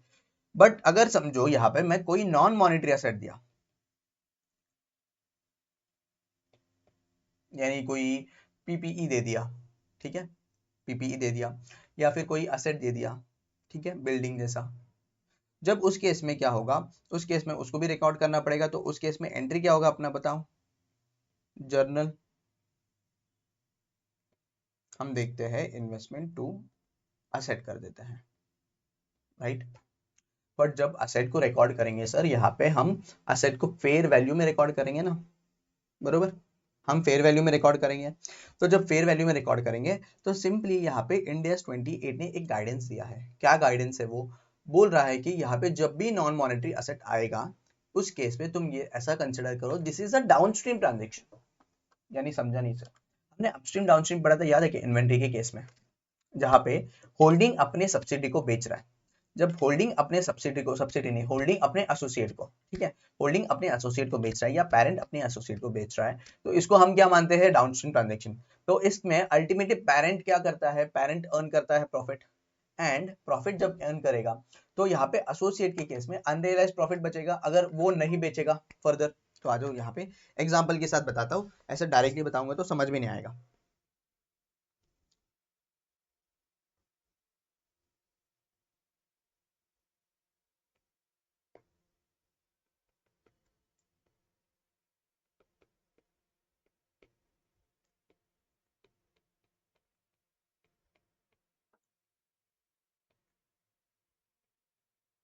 ठीक है, यहाँ पे समझो पीपी लिमिटेड है, इसने एक ए लिमिटेड है, ए लिमिटेड में एसोसिएट के इन्वेस्टमेंट लिया है, इसके बदले में कंसिडरेशन में क्या दिया है सर, कंसिडरेशन में ये दिया है कि कंसिडरेशन में रुपीज समझो 50,000, नहीं सॉरी 50,000 ने एक असेट दे दिया समझो पीपीई विच इज 4 लाख का वैल्यू, इसका वैल्यू कितना है, 4 लाख का वैल्यू है। ओके ठीक है, अब 4 लाख का जब इसका वैल्यू है तो हम क्या करेंगे, इन्वेस्टमेंट टू असेट, 4 लाख का मेरा असेट है, समझो इन्वेस्टमेंट 5 लाख का है, तो बचा कुचा जो भी जाएगा वो प्रॉफिट एंड लॉस में जाएगा, मेरा प्रॉफिट हो गया 1 लाख का। ठीक है, इतना तक समझा, यहां तक हमारा पहला जर्नल एंट्री होगा। अब यहाँ पे क्या बोल रहा है, इन डेज 28 ये जो ट्रांजेक्शन है ना, जो अपना पेरेंट से अपने एसोसिएट को आ रहा है, इसको ऐसा कंसिडर करो, this is a downstream transaction. Downstream यानी क्या सर, यानी एसोसिएट अपने सॉरी पेरेंट अपने एसोसिएट को बेच रहा है।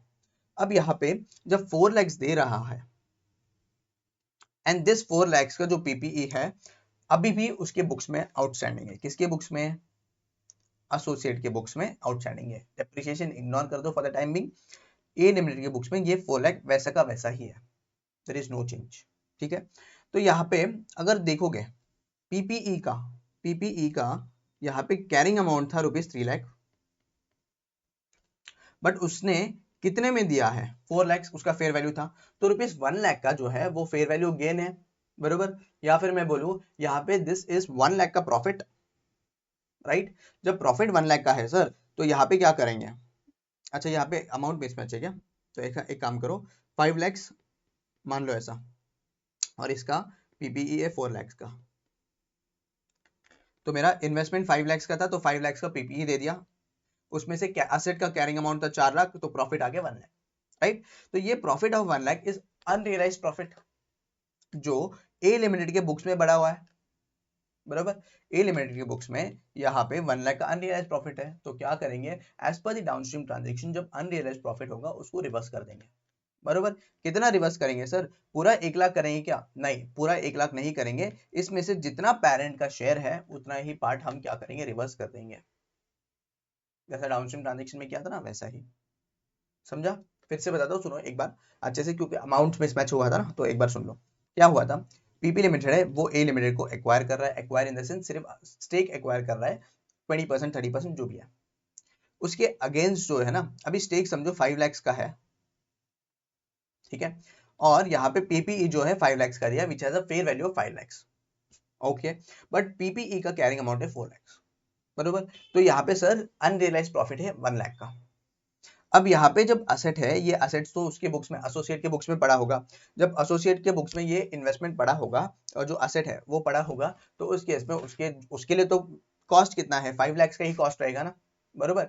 तो उस केस में क्या मानेंगे, 1 लाख का अनरियलाइज प्रॉफिट है, और ये जो 1 लाख का अनरियलाइज प्रॉफिट है, इसमें से जितना भी परसेंट पेरेंट का होगा उतना परसेंट हम अनरियलाइज प्रॉफिट में से लेस कर देंगे। तो एलिमिनेशन कैसा होगा,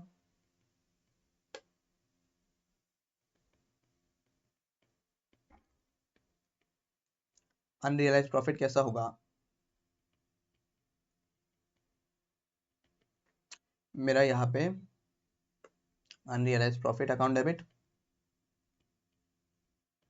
जो भी है 20,000 माना मैंने 20% माना है, अज्यूम्ड टू इन्वेस्टमेंट, तो इन्वेस्टमेंट मेरा उतना से कम हो जाएगा। इसके रिलेटेड क्वेश्चन पूछो तो क्वेश्चन कोई भी ऐसा नहीं है, बस ये एक कंसेप्ट है वो देख लो। An entity might contribute non-monetary asset to associate or joint venture in exchange of equity interest. Such contribution shares shall be accounted for as per the downstream transaction. If transaction lacks commercial substance, अगर commercial substance lack करता है, then gain or loss involved is eliminated against the investment value. ठीक है, बस एक छोटा सा है, अगर एमसीक्यू में आ गया तो आ सकता है। यहां तक क्लियर है? अच्छा, सबसे लास्ट अब बचता है अपने पास इम्पेयरमेंट लॉस वाला पार्ट बचता है, और उसके बाद डिसकंटिन्यूएशन ऑफ इक्विटी मेथड। तीन कंसेप्ट बचते हैं, वो तीन कंसेप्ट अब नेक्स्ट सेशन में कर लेते हैं, या फिर अभी करना है? अभी करेंगे तो 9:30 तक जाएगा। If you are okay with it, 9:30 तक तो नहीं होगा ना? नहीं सर। चलो ठीक है, आज के लिए इतना काफी करते हैं। Will meet in the next session, ठीक है? ओके, चलो bye bye. Bye, thank you. Yeah bye. Yes, let's move forward. हमारे पास अभी तीन कंसेप्ट बचे हैं। One is impairment loss, other one is my discontinuing equity method, and उसके बाद हम करेंगे non current asset held for sale, right? So पहले बात करते हैं हम इम्पेयरमेंट लॉसेस क्या। अब what exactly is impairment losses? हम इंड AS 36 में ऑलरेडी पढ़ चुके हैं कि इम्पेयरमेंट लॉसेस कैसा कंप्यूट करना है। अब इम्पेयरमेंट लॉसेस कैसा कंप्यूट करते हैं सर? जब भी कोई भी असेट का recoverable amount is less than the carrying amount, यानी क्या कैरिंग अमाउंट है, कैरिंग अमाउंट से मेरा जो रिकवरेबल अमाउंट है वो कम हो जाता है, उस केस में हम क्या बोलते हैं, यहाँ पे इम्पेयरमेंट लॉस है। क्यों? क्योंकि मेरे बुक्स में कैरिंग अमाउंट में कुछ और दिख रहा है। समझो फॉर एग्जांपल बुक्स में 100 दिख रहा है, राइट, बट मेरा रिकवरेबल अमाउंट यानी क्या, in case if I go into the market and market में जाके अगर मैं इसको बेचना चाहूँ तो उस केस में मेरा ये बिकेगा ओनली एट 80, राइट? जब 80 में बिकेगा तो उस केस में क्या होगा, तो सोचो ना, मेरे बुक्स में 100 दिखा रहा हूं, बट मार्केट में जो है, मार्केट में 80 में बिक रहा है, तो यहाँ पे मैं ओवर वैल्यू करके नहीं रखा हूं क्या, बरोबर? तो इसी को बोलते हैं 20 रुपीज का मेरा इम्पेयरमेंट लॉस हुआ है, और इस इम्पेयरमेंट लॉस को मुझे रिकॉग्नाइज करना है इन माई बुक्स। ओके सर, तो यही हम इंड AS 36 में पढ़ा था। एंड इंड AS 36 में एक और भी चीज पढ़ा था, क्या? इन केस ये जो इम्पेयरमेंट लॉस हम रिकॉग्नाइज कर रहे हैं, वो इम्पेयरमेंट लॉस अगर इन केस ऐसा कोई भी इवेंट आता है, अब इम्पेयरमेंट लॉस के लिए इंडिकेशन चाहिए, इंटरनल और एक्सटर्नल, वो देखेंगे, इंटरनल और एक्सटर्नल इंडिकेशन चाहिए। But in case in future मेरा जो इम्पेयरमेंट लॉस है वो सही हो रहा है, सही इन द सेंस क्या, यानी रिवर्स हो रहा है। जो मार्केट कंडीशंस था, मेरा कैरिंग बुक में इतना था, मार्केट में 80 था, अभी फिर से क्या हुआ, मेरे बुक्स में 80 दिख रहा है, मार्केट में 100 हुआ है, राइट? तो उस केस में इम्पेयरमेंट लॉस को रिवर्स करना पड़ेगा। तो इम्पेयरमेंट लॉस को जब रिवर्स करूंगा तो कब तक करूंगा, मतलब what is the limit of reversal of impairment loss? Only up to the previous impairment, मतलब जितना प्रीवियस इम्पेयरमेंट हुआ था उतना ही हम क्या कर सकते हैं, रिवर्स कर सकते हैं। तो उसका कंप्यूटेशन मेथड हम इंड AS 36 में पढ़ा था। बट यहाँ पे क्यों पढ़ रहे हैं sir, what is the reason studying here? तो इम्पेयरमेंट लॉस यहाँ पे पढ़ने का यहाँ पे एक ही रीजन है कि यहाँ पे भी जब इन्वेस्टमेंट इन एसोसिएट है, इन्वेस्टमेंट इन एसोसिएट भी इम्पेयर हो सकता है। अब इन्वेस्टमेंट इन एसोसिएट क्यों हो सकता है? जब there is an objective evidence, यानी क्या, अगर कोई भी ऐसा ऑब्जेक्टिव एविडेंस है कि मेरा जो इन्वेस्टमेंट है, यानी पेरेंट का जो एसोसिएट में इन्वेस्टमेंट है वो इम्पेयर होने का। अब कैसा होगा सर, जब एसोसिएट कोई भी एडवर्स सिचुएशन में है, राइट?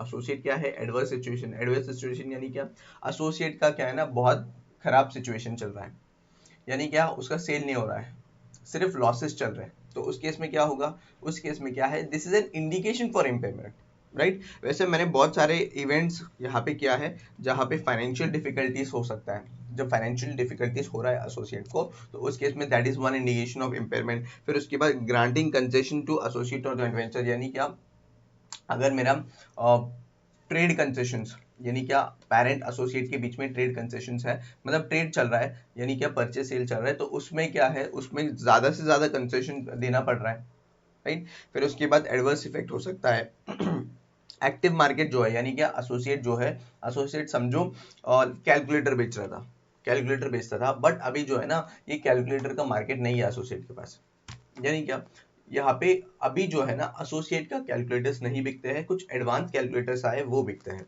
तो this is one of the indication of impairment. फिर उसके बाद बैंकरप्सी और फाइनेंशियल रीऑर्गेनाइजेशन, फिर उसके बाद ब्रीच ऑफ कॉन्ट्रैक्ट, ये सारे एक छोटे छोटे सिचुएशन है जहाँ पे there is an indication of impairment, right. तो जब इंडिकेशन आएगा ड्यू टू वेरियस रीजन, ये तो सिर्फ ऐसा छोटे मोटे रीजन है that we have recorded here, but normally अगर इन केस अलग अलग अलग रीजन है उसकी वजह से क्या हो सकता है, इम्पेयरमेंट हो सकता है। तो उस केस में हम क्या करेंगे, इम्पेयरमेंट रिकग्नाइज करेंगे इन आर बुक्स। अब इम्पेयरमेंट कैसे रिकग्नाइज करेंगे सर, इम्पेयरमेंट देखो समझो, फॉर एग्जाम्पल यहाँ पे लेता हूं मैं, investment in associate is 100 but recoverable amount in associate is only 70 now. यानी क्या, पहले क्या था, पहले मेरा जो कैरिंग अमाउंट था वो 100 था, अब कितना हो रहा है, अभी मैंने रीअसेस किया और असेस करने के बाद मुझे ये पता चला है कि 70 रुपीज आके रिकवरेबल अमाउंट है। तो अगर यहाँ पे देखोगे this is carrying amount, this is recoverable amount, इन दोनों के बीच का डिफरेंस है 30, राइट। अब ये 30 इम्पेयरमेंट लॉस का मुझे रिकग्निशन करना पड़ेगा। क्या रिकग्निशन, इम्पेयरमेंट लॉस का रिकग्निशन, तो इम्पेयरमेंट लॉस है, impairment loss to investment in associate करूंगा, कितना 30 और 30, इससे क्या होगा, इससे मेरा इन्वेस्टमेंट कम होगा 30 से और इम्पेयरमेंट लॉस रिकग्नाइज होगा 30 से, राइट। अब यहाँ पे बोलोगे सर इसका शेयर नहीं निकालेंगे क्या, मतलब हम नॉर्मली लॉसेस में शेयर निकालते हैं ना। तो देखो यहाँ पे हम किसका असेस कर रहे हैं, इन्वेस्टमेंट इन एसोसिएट का ही कर रहे हैं असेस, हम पूरा एंटिटी का नहीं कर रहे हैं, हम सिर्फ इन्वेस्टमेंट इन एसोसिएट का असेसमेंट कर रहे हैं और उसी का वैल्यू ले रहे हैं। तो फिर यहाँ पे शेयर नहीं निकलेगा। अगर ओवरऑल बेसिस में, अगर एसोसिएट का ओवरऑल बेसिस में हम असेसमेंट करते हैं कि ओवरऑल इम्पेयरमेंट लॉस इतना है, तो उतने से थोड़ा सा शेयर हम ले लेते हैं, राइट। बट यहाँ पे सिर्फ इन्वेस्टमेंट का कर रहे हैं, उसके लिए इन्वेस्टमेंट वाला पार्ट बताया मैंने, सिंपल। बस इतना ही, इसके ऊपर कुछ ज्यादा क्वेश्चन नहीं है, बस इतना समझ लो अगर इन केस इम्पेयरमेंट लॉस होता है तो मुझे उसको बुक्स में रिकॉर्ड करना पड़ेगा, राइट। कौन, पेरेंट को रिकग्नाइज करना पड़ेगा। अब इम्पेयरमेंट लॉसेस क्यों होगा, due to many other indications, internal भी हो सकता है एक्सटर्नल भी हो सकता है, बरोबर। अब internal external is an exhaustive list जहाँ पे वी हैव टू असेस की whether there is an impairment or not, ठीक है। अब इम्पेयरमेंट कैसा होगा, हम कैरिंग अमाउंट ले लेंगे and will assess the recoverable amount. अब रिकवरेबल अमाउंट जब असेस करेंगे तो फिर उस केस में जो भी मतलब recoverable amount is less than carrying amount, तो फिर उस केस में यहाँ पे इम्पेयरमेंट लॉस होगा। अब जब इम्पेयरमेंट लॉस होगा तो रिकग्नाइज कर लूंगा, मेरा इन्वेस्टमेंट कम हो जाएगा। तो आज इम्पेयरमेंट लॉस का देख लेते हैं। इम्पेयरमेंट लॉसेस इंडेक्स 36 में हमने देखा था, और अब कहाँ पे पढ़ रहे हैं, इंडेक्स 28 में। Entity shall determine whether there is an objective evidence. अब यहाँ पे ऑब्जेक्टिव एविडेंस चाहिए, हाँ ये एमसीक्यू में बन सकता है, ये जो है ये चीज एमसीक्यू में आ सकता है। क्यों सर, क्योंकि यहाँ पे नॉर्मल एविडेंस भी हो सकता है। Normal evidence in the sense क्या, समझो एक साल के लिए कंपनी लॉस में चला गया, ये क्या है, एक साल में होते रहता है, एक साल में लॉस, एक साल में प्रॉफिट चलता रहता है ना। बट यहाँ पे कुछ ऐसा ऑब्जेक्टिव एविडेंस चाहिए that the investment has been impaired, that the entity's net investment in an associate or joint venture is impaired। तो ऑब्जेक्टिव एविडेंस चाहिए होता है। अब ऑब्जेक्टिव एविडेंस यानी क्या, एक या एक से ज्यादा इवेंट हो सकता है। देखो वन और one more events that occurred after the initial recognition of net investment, a loss entity या फिर loss event, that loss event has an impact on the estimated future cash flows of the entity। यानी क्या, अब जो event हुआ है उस event के बेसिस में मेरा फ्यूचर कैश फ्लोज अफेक्ट हो रहा है, ये दोनों है। तो फिर उस केस में मैं क्या मानूंगा, ऑब्जेक्टिव एविडेंस है मानूंगा। तो फिर से देखो क्या चाहिए मुझे इम्पेयरमेंट लॉस के लिए, there should be an objective evidence, पक्का पक्का एविडेंस चाहिए, राइट। पक्का पक्का एविडेंस चाहिए। और क्या एविडेंस चाहिए कि there is an impairment in our investment and due to that impairment there is a impact on the future cash flows. Future cash flows यानी क्या, इन फ्यूचर मैं डिटरमाइन करूंगा ना कि मेरा एसोसिएट है उसमें प्रॉफिट, उसमें ओसीआई इनकम या फिर डिविडेंड्स, ऐसा बहुत सारे कैश फ्लोज होता है, तो उसका जो है ना उसमें इम्पैक्ट है। Okay sir, impairment loss can be combined with the effect of several individual events, बहुत सारे इवेंट्स। अब ये ऑब्जर्वेबल डेटा क्या है, ये वाला बताया था मैंने, फाइनेंशियल डिफिकल्टी, एडवर्स इफेक्ट हो सकता है, ब्रीच ऑफ कॉन्ट्रैक्ट हो सकता है, बैंकरप्सी हो सकता है, ये सारी चीजें हैं जहाँ पे there will be an objective evidence that the investment has been impaired. अगर ऐसा कुछ है तो फिर मुझे इन्वेस्टमेंट को रिड्यूस करना पड़ेगा विद द इम्पेयरमेंट लॉस, ठीक है sir.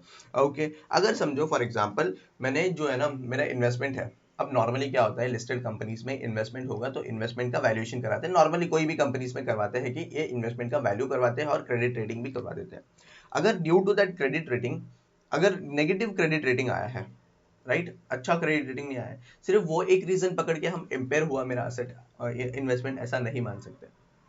If there is other events as well, credit rating तो कम आया, उसके साथ साथ में ऐसा कोई दूसरा इवेंट्स है क्या दैट इम्पेयर्स माय असेट, अगर वैसा है तो फिर उस केस में इम्पेयरमेंट हुआ है मानेंगे, अदरवाइज सिर्फ और सिर्फ क्रेडिट रेटिंग के बेसिस पे हम इम्पेयर नहीं करेंगे।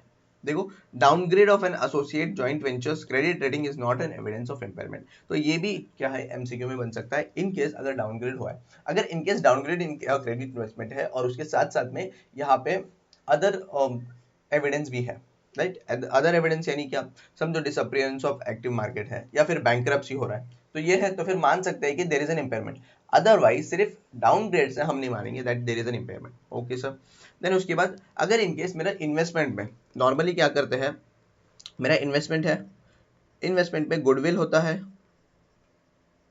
राइट, इन्वेस्टमेंट में गुडविल होता है, कैपिटल रिजर्व होता है।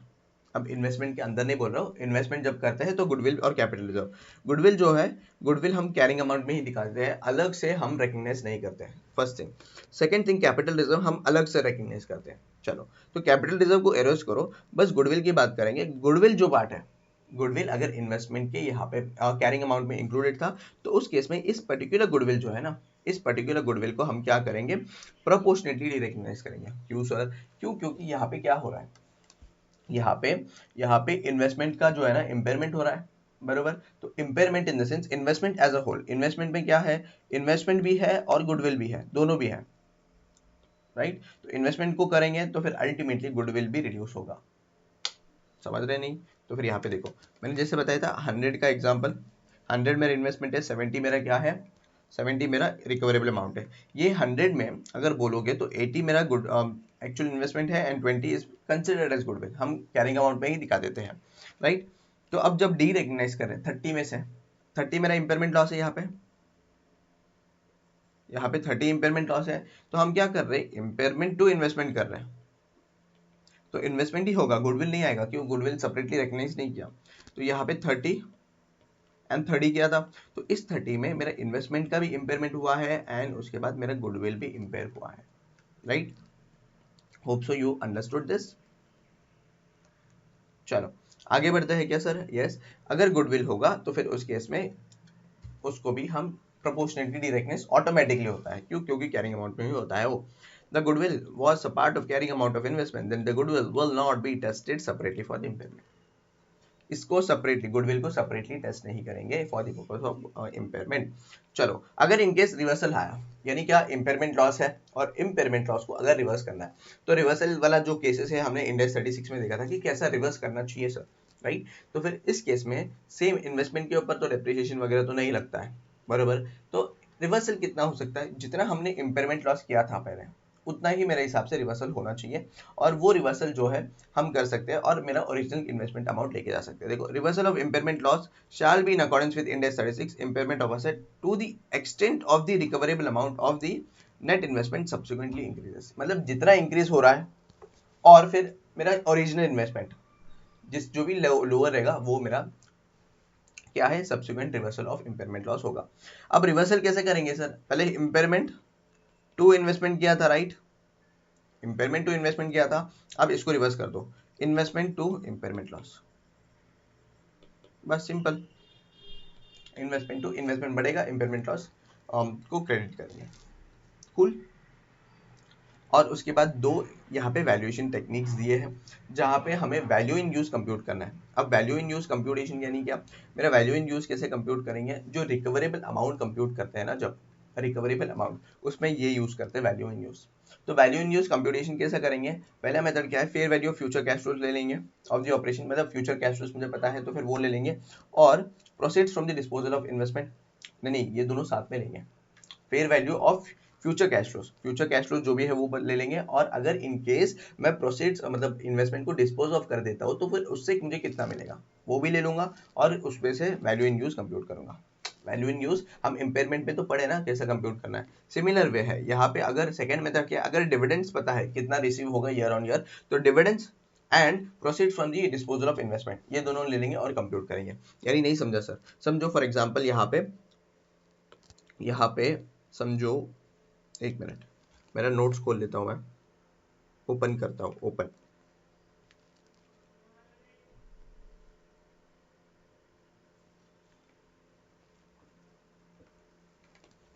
समझो let us take an example for value in use.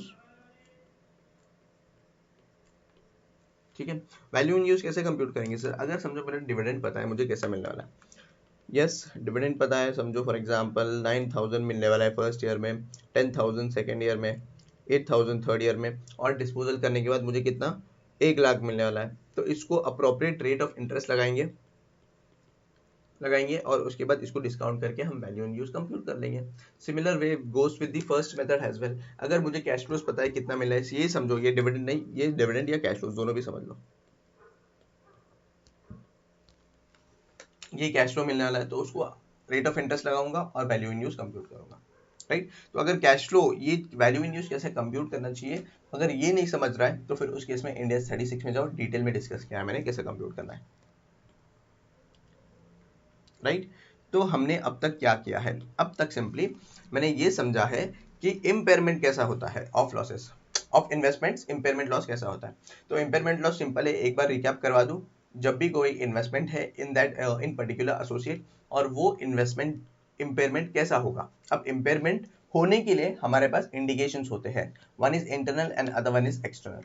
अब ये इंडिकेशन के बेसिस में हम चेक करेंगे whether there is a impairment in loss, मतलब इम्पेयरमेंट लॉस है या नहीं, यानी क्या मेरा इन्वेस्टमेंट इम्पेयर हुआ है नहीं। ठीक है, अब वो कैसे कैसे इवेंट्स हो सकते हैं, ये देखो यहाँ पे मैंने थोड़े बहुत इवेंट्स लिस्ट आउट किया है। बैंकरप्सी हो गया, ब्रीच हो गया, एडवर्स इफेक्ट हो गया, ठीक है।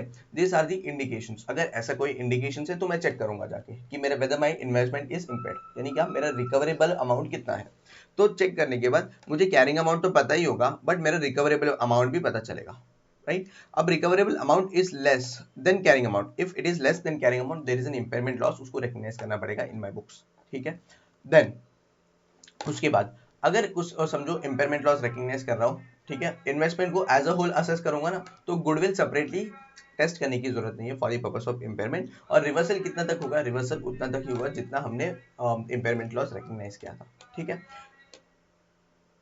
And sir main important, impairment करने के लिए ऑब्जेक्टिव एविडेंस चाहिए। क्या चाहिए? ऑब्जेक्टिव एविडेंस चाहिए। This was about impairment losses, और यहाँ पे मेरे हिसाब से कोई भी क्वेश्चन नहीं है, तो ज़्यादा डीप में जाने की कोई ज़रूरत नहीं है। इम्पेयरमेंट लॉसेस का अगर कोई क्वेश्चन आता है तो बेस्ड ऑन इंडिया 36 ही आएगा। तो सिंपल मैंने लॉजिक बताया, अगर मेरा इन्वेस्टमेंट है, इन्वेस्टमेंट का कैरिंग अमाउंट देखो, रिकवरेबल अमाउंट देखो, और उसके बेसिस में हमें इम्पेयरमेंट लॉस रिकॉग्नाइज कर लेंगे। और रिवर्सल करना है तो सेम जितना इम्पेयरमेंट लॉस रिकॉग्नाइज किया था ना इनिशियली, उतना ही हम रिवर्स कर सकते हैं, उससे ज़्यादा नहीं कर सकते। समझो सर यहाँ पे एग्जांपल क्वेश्चन आ सकता है कि सर मेरा इम्पेयरमेंट लॉस का रिवर्सल यानी इंक्रीज जो है that is less than the initially recognised impairment, तो जितना अभी इंक्रीज है उतना ही रिकॉग्नाइज कर लो। क्यों? क्योंकि जितना अभी इंक्रीज है और up to my initial impairment whichever is lower, हम क्या कर सकते हैं, रिवर्सल कर सकते हैं, ठीक है। This is all about impairment losses. If you have any doubt then please do comment on the comment section. चलो, then comes the discontinue, this is then important. ये जो है ना, ये एमसीक्यू में भी पूछा जाता है और यहाँ पे ये कंसेप्ट मतलब क्वेश्चन भी पूछा जा सकता है। अब क्या होगा सर, डिसकंटिन्यूएशन ऑफ इक्विटी।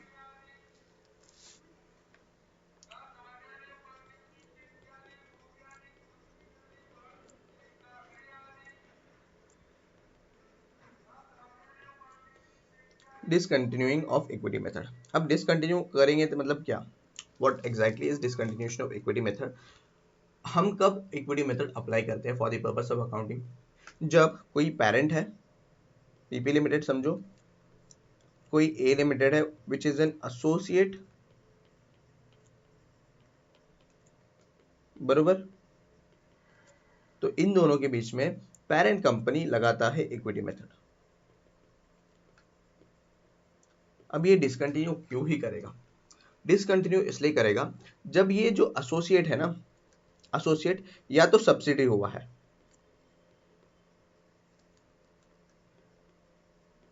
यानी क्या, ये जो एसोसिएट है इसमें एडिशनल फर्दर और स्टेक एक्वायर किया है और इसको बनाया गया है सब्सिडी, यानी 50% से ज्यादा स्टेक एक्वायर किया है तो सब्सिडी में कन्वर्ट किया।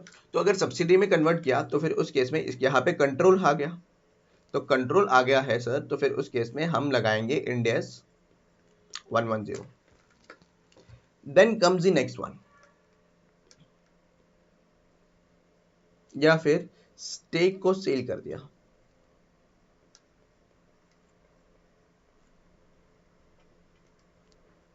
and the retained stake is less than 20%, right. जो है ना, स्टेक को सेल कर दिया तो फिर रिटेन परसेंट कितना है, लेस देन 20% है। तो फिर यहाँ पे क्या है, यहाँ पे मेरा सिग्निफिकेंट इन्फ्लुएंस है नहीं।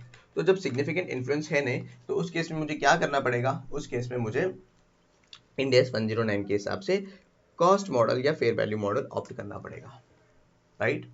तो दो केस हो सकते हैं नॉर्मली। क्या सर, जब पेरेंट कंपनी उसके पास एक एसोसिएट है तो वो नॉर्मली कौन सा अप्लाई करेगा, इक्विटी मेथड अप्लाई करेगा। अगर वो इक्विटी मेथड अप्लाई कर रहा है तो वेल एंड गुड, ये तो कंटिन्यू होगा। बट जब एसोसिएट कन्वर्ट होगा इनटू माय सब्सिडी, यानी क्या सब्सिडी में कन्वर्ट हो जाएगा, यानी क्या मोर देन 50% स्टेक हमने एक्वायर कर लिया। जब एक्वायर कर लिया तो फिर कंट्रोल आ गया तो इंड एस 110 लगाएंगे और हमारा सीएफएस बनाएंगे बेस्ड विद द सब्सिडी, यानी सब्सिडी और पेरेंट का क्या सीएफएस बनेगा। या फिर दूसरा क्या हो सकता है, एक और चीज क्या हो सकता है, स्टेक को पूरा सेल ऑफ कर दिया, 5%, 7%, 10% हमने होल्ड किया है जितना भी, which is less then 20% and significant influence भी नहीं है, ठीक है। तो उस केस में क्या होगा, यहाँ पे मेरा स्टेक तो है बट इतना नहीं है that is has a significant influence. तो हम क्या करेंगे, इंड एस 109 के हिसाब से उसको अकाउंटिंग करेंगे, बरोबर। तो इंड एस 109 के हिसाब से करेंगे तो दोनों ही केस में मुझे क्या करना पड़ेगा, इक्विटी मेथड को मुझे डिसकंटिन्यू करना पड़ेगा, राइट। तो जब इक्विटी मेथड को मैं डिसकंटिन्यू करूंगा तो एक सिंपल सा ये क्या होगा, एक सिंपल सा ये होगा सर, मेरा प्रॉफिट एंड लॉस कंप्यूट होगा। क्यों सर, क्योंकि यहाँ पे इक्विटी मेथड तो पूरा का पूरा डिसकंटिन्यू हो रहा है ना, यानी क्या, मेरा इन्वेस्टमेंट जो इनिशियली रिकॉग्नाइज किया था बेस्ड ऑन इक्विटी मेथड उसको डी रिकॉग्नाइज करना पड़ेगा, ठीक है। तो तब कब करेंगे, कैसे करेंगे, तो मेरा प्रॉफिट एंड लॉस कैसे कंप्यूट होगा, यहाँ पे सिंपल है, जो भी प्रोसीड्स आया है वो ले लो plus fair value of retained investment ले लो, राइट। और उसमें से लेस कर दो carrying amount of investment as per equity method,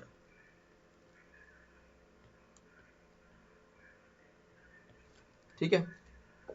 क्या करोगे सर, यहाँ पे सिंपल है, प्रॉफिट एंड लॉस कैसे कंप्यूट करेंगे, प्रोसीड्स ले लेंगे, कहाँ से, जो भी मुझे प्रोसीड्स मिलेगा from the sale of investment, ठीक है। फिर fair value of retain interest, जितना भी रिटेन किया है उतना ऐड कर लेंगे और लेस कर देंगे carrying amount of investment as per the equity method. तो उस केस में मुझे प्रॉफिट एंड लॉस आएगा। सर यहाँ पे ये तो समझ गया, सेल ऑफ कर दिया, यहाँ पे प्रॉफिट एंड लॉस आएगा, बट यहाँ पे जो परचेस किया है ना, तो फिर यहाँ पे प्रॉफिट एंड लॉस क्यों आएगा, यहाँ पे नहीं आएगा। सिंपल सी बात है, मैं बोल रहा हूँ जहाँ पे आएगा वहां पे कंप्यूट करना पड़ेगा, जहाँ पे नहीं आएगा वहां पे कंप्यूट ही क्यों करोगे, राइट। तो देखो, discontinuation of equity method, if the investment becomes subsidy, अगर इन्वेस्टमेंट सब्सिडी हो गया तो फिर इंड एस 103 इनिशियली लगेगा और 110 सब्सिक्वेंटली लगेगा और हम उसका अकाउंटिंग करेंगे as per end S 103 and 110।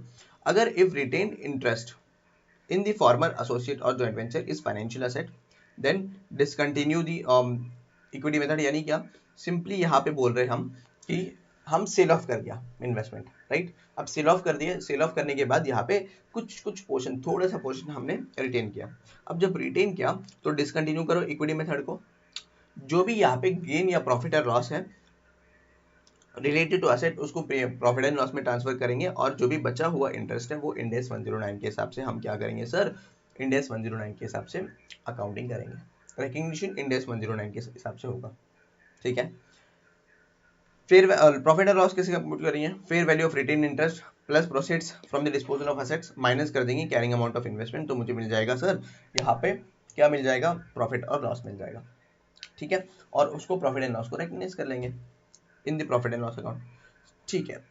Then next thing, OCI adjustment, यानी क्या, समझो ड्यूरिंग द इन्वेस्टमेंट प्रोसेस, मतलब मेरे पास एसोसिएट में इन्वेस्टमेंट था, और वो एसोसिएट में इन्वेस्टमेंट में मैंने क्या किया था, ओसीआई में कुछ इनकम रिकग्नाइज करके रखा था, राइट। हम करते हैं ना वो OCI income, share of parent OCI income recognise करते हैं। अब वो जो है इन्वेस्टमेंट है ही नहीं एसोसिएट में, तो जो ओसीआई में जो इनकम है उसको भी मुझे रिक्लासिफाई करना पड़ेगा to profit and loss account.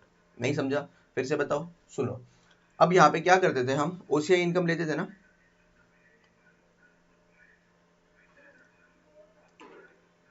यहाँ यहाँ पे नहीं लिखा है क्या, ठीक है।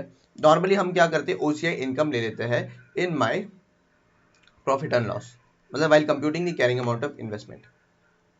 ये रहा, ये देखो ओसीआई इनकम ले रहे हैं ना, बराबर, ओसीआई इनकम ले रहे हैं, तो ऐसा कोई ओसीआई इनकम है which is recognised by the parent. अब तो पेरेंट नहीं रहा, पेरेंट नहीं रहा इन द सेंस अगर सेल ऑफ कर रहा है इन्वेस्टमेंट, तो उस केस में क्या होगा, उस केस में ये होगा इक्विटी मेथड डिसकंटिन्यू होगा।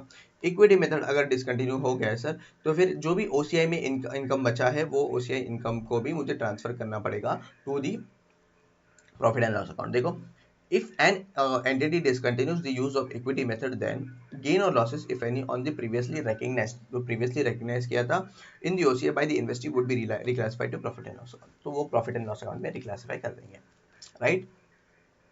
This is about discontinuing of equity method. तो कैसा होगा, डिसकंटिन्यूइंग ऑफ इक्विटी मेथड में दो केसेस होंगे। वन इज एक सब्सिडी बन गया, पहला केस सब्सिडी बन गया तो फिर इंड एस 103 और 110 के हिसाब से अकाउंटिंग करेंगे। एंड दूसरा केस क्या हो सकता है, हमने सेल ऑफ कर दिया, यानी कि एसोसिएट अभी सिग्निफिकेंट इन्फ्लुएंस नहीं है। तो अब क्या करेंगे, अब यहाँ पे ये करेंगे कि यहाँ पे जो एसोसिएट है वो तो डीरेकग्नाइज हो गया, तो उसके रिलेटेड जो इक्विटी मेथड हम फॉलो कर रहे थे उसको भी डिसकंटिन्यू करेंगे। कर लिया सर। अब यहाँ पे प्रॉफिट एंड लॉस कंप्यूट करेंगे, वो कैसे कंप्यूट करेंगे, एक प्रोसेड्स रिसीव जो हुआ वो plus fair value of investment minus कर देंगे, उसमें से मेरा कैरिंग अमाउंट एज पर दी इक्विटी मेथड जो भी इन्वेस्टमेंट का वैल्यू रहेगा वो लेस कर देंगे, तो मेरा प्रॉफिट एंड लॉस आ जाएगा। ठीक है सर। अब इन केस हमने कोई भी इनिशियली ओसीआई हमने इनकम रिकग्नाइज करके रखा था, तो ओसीआई इनकम अभी इक्विटी मेथड तो डिसकंटिन्यू कर रहे हैं, तो जो ओसीआई का इनकम है उसको भी रिक्लासिफाई करना पड़ेगा to profit and loss account. तो इसके ऊपर एक ये भी आया था मई 25 में, मई 2025 में एक एमसीक्यू भी आया था जो मैंने ऑलरेडी सॉल्व करवाया है और यूट्यूब में डाल चुका हूँ। तो इसमें दो अजम्पशंस लेना था। जॉइंट वेंचर का क्वेश्चन था कि एक इन्वेस्टमेंट सेल ऑफ किया था, सेल ऑफ किया तो इक्विटी मेथड डिसकंटिन्यू कर रहा है या फिर इक्विटी मेथड डिसकंटिन्यू नहीं कर रहा है। इक्विटी मेथड डिसकंटिन्यू कर रहा है तो 50 लाख का ये था, और इक्विटी मेथड डिसकंटिन्यू नहीं कर रहा है तो 20 लाख का था। ठीक है, वो क्वेश्चन मैंने लास्ट लेक्चर में करवाया, जाके देख लो।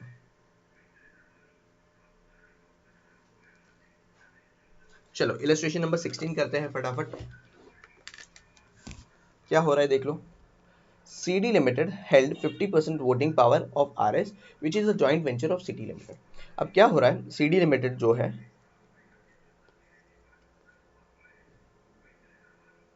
RS Limited, इन दोनों का JV है, 50% होल्ड कर रहा है। Okay sir. The carrying value of the investment in RS is 1 lakh. Carrying value जो है इन्वेस्टमेंट 1 लाख है। Now 50% stake CD Limited has sold 20% stake in RS to a third party for the consideration of 80 lakhs. Sorry, 80,000. The fair value of retained 30% is 120. Determine how much gain or loss should be recorded in the profit and loss account. यानी क्या बोल रहा है simple, यहाँ पे ये बोल रहा है कि पहले तो हमारा 50% का ये था, अब ये पर्टिकुलर 50% में से हम 20% बेच रहे हैं एंड 30% रिटेन कर रहे हैं। 20% 80,000 का बेच रहे हैं और 1,20,000 का इसका रिटेन का फेयर वैल्यू है। तो यहाँ पे प्रॉफिट एंड लॉस पूछ रहे हैं, तो प्रॉफिट एंड लॉस सिंपली कैसे निकलेंगे बताओ। एक मेरा यहाँ पे प्रोसेड्स रिसीव्ड, प्रोसेड्स कितना रिसीव हो रहा है, 80,000 का रिसीव हो रहा है, राइट। प्लस रिटेन इंटरेस्ट कितना है, 1,20,000, बरोबर। माइनस कर देंगे मेरा कैरिंग अमाउंट ऑफ इन्वेस्टमेंट, कितना है carrying amount of investment, 1 lakh. तो यहाँ पे मेरा 1 लाख का प्रॉफिट आएगा, बरोबर। और ये 1 लाख का प्रॉफिट हम प्रॉफिट एंड लॉस अकाउंट में ट्रांसफर कर देंगे। देखो, CD Limited shall record in the profit and loss account difference between below the fair value of any retained interest 1,20,000 and any proceeds from disposing of the part in the joint venture 80,000, and the carrying amount of investment at the date of equity method was discontinued, which was 1 lakh. Hence, CD Limited shall record the gain of 1 lakh in the profit and loss account. देखो 1 लाख हमने compute कर लिया। Simple, क्या करना है, simply proceeds जो भी मिला है plus fair value retain minus कर देंगे यहाँ पे सर इन्वेस्टमेंट का कैरिंग अमाउंट। तो अगर यहाँ पे अगर पूछोगे सर इसका जर्नल एंट्री भी एक बार बता दो ना, तो फिर उससे भी पता चल जाएगा। तो सिंपल है, मुझे कैश मिल जाएगा कितना 80,000, राइट। मैंने इन्वेस्टमेंट रिटेन किया है ना, तो investment retain account 1,20,000 to investment in associate. ठीक है, इन्वेस्टमेंट इन एसोसिएट का कैरिंग अमाउंट था 1 लाख। मैं क्लियरली अच्छे से लिखता हूँ कहीं दूसरे जगह पे, कहाँ पे प्लेस है देख लो एक बार। इधर ही लिखता हूँ छोटे छोटे में। तो देखो कैश मिल गया है मुझे 80,000 का, इन्वेस्टमेंट जो रिटेन किया है ना रिटेन्ड, तो वो 1,20,000 है, टू इन्वेस्टमेंट इन एसोसिएट कितना है सर 1 लाख का मुझे डी रिकग्नाइज करना पड़ेगा, to profit and loss account 1 lakh. ठीक है, तो 1 लाख और 1 लाख टैली होगा। सिंपल, अगर नहीं दिख रहा है तो देख लो अच्छे से। कूल, चलो मैंने बोला ना ट्रांसफर करना पड़ेगा अदर कॉम्प्रिहेंसिव इनकम का टू किस में, प्रॉफिट एंड लॉस अकाउंट, उसके रिलेटेड एग्जांपल आ जाओ। An investor has recognized in past in its for other comprehensive income its share of 10,000 in cumulative exchange differences relating to the foreign operation of its associate. Okay. Now the investment in associate is sold. The equity method accounting is stopped. तो पहले हमने 10,000 recognise करके रखा था इन other comprehensive income. Okay sir, अब क्या हुआ है, इन्वेस्टमेंट को सेल ऑफ कर दिया है, ठीक है, और मेरा इक्विटी मेथड भी स्टॉप कर दिया। तो इस केस में क्या करेगा, जो भी इन्वेस्टर है उसको रिक्लासिफाई करेगा। तो cumulative difference of 10,000 recorded in other comprehensive income to profit and loss account. तो क्या करेगा, other comprehensive income to profit and loss account. अगर मैं जर्नल एंट्री बताऊं तो ओसीआई टू पीएनएल करेगा कितना 10,000 राइट। चलो दिस इज अबाउट डिसकंटिन्यूएशन। और एक क्वेश्चन है क्या, यस देखते हैं एक बार, शायद से याद है मुझे एक और क्वेश्चन है।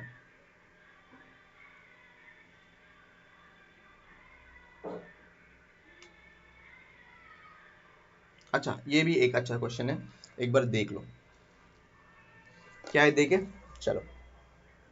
AB Limited holds 30% interest in associate which is acquired for the cost of 300 lakhs।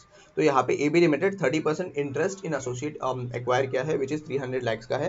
On the date of acquisition stake the fair value of net assets of associate is 900। तो यहाँ पे fair value of assets दिया है मुझे कितना 900 lakhs है। Okay, and cost कितना था मेरा 300 lakhs।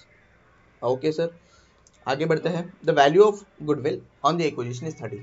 तो फिर गुडविल कितना था 30 था। After the acquisition AB limited accounted for investment in the associate as per the equity method accounting and now the carrying amount of such investment in consolidated financial statement is 360। तो 360 का यहाँ पे क्या है, अब इसका इन्वेस्टमेंट इन एसोसिएट है, carrying amount है। Associate has now issued equity shares to some investors other than AB for the consideration of 800 lakhs. तो यहाँ पे क्या हुआ है, पहले तो हमारा 30% इंटरेस्ट था किसमें सर, AB लिमिटेड ने उसके एसोसिएट में। आ जाओ बताता हूँ, यहाँ पे एसोसिएट है 30% था। अब एसोसिएट ने फर्दर 800 लैक्स का कितना, फर्दर 800 लैक्स का यहाँ पे इक्विटी शेयर इशू किया है, बट AB को नहीं हुआ, दूसरे लोगों को इशू किया है, AB को नहीं इशू किया है।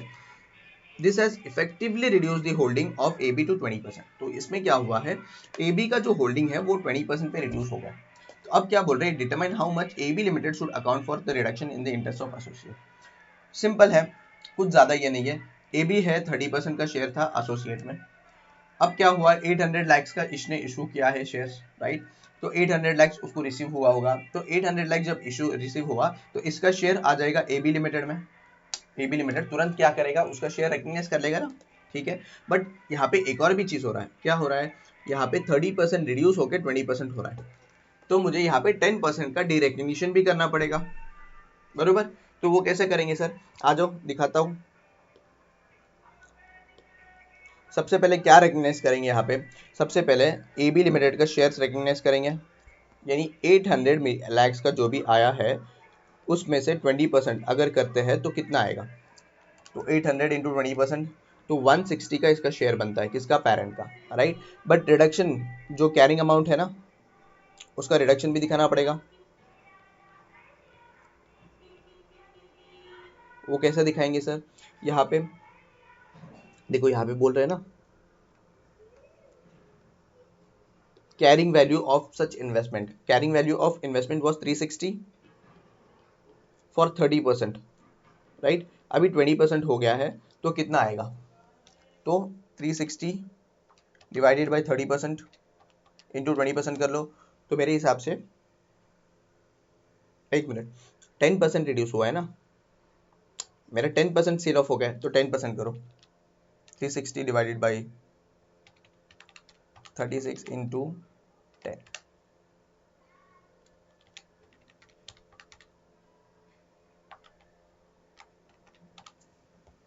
तो यहाँ पे 120 का रिडक्शन आएगा, तो 40 rupees will be my gain. Simple, कुछ नहीं है, बहुत ही सिंपल क्वेश्चन है।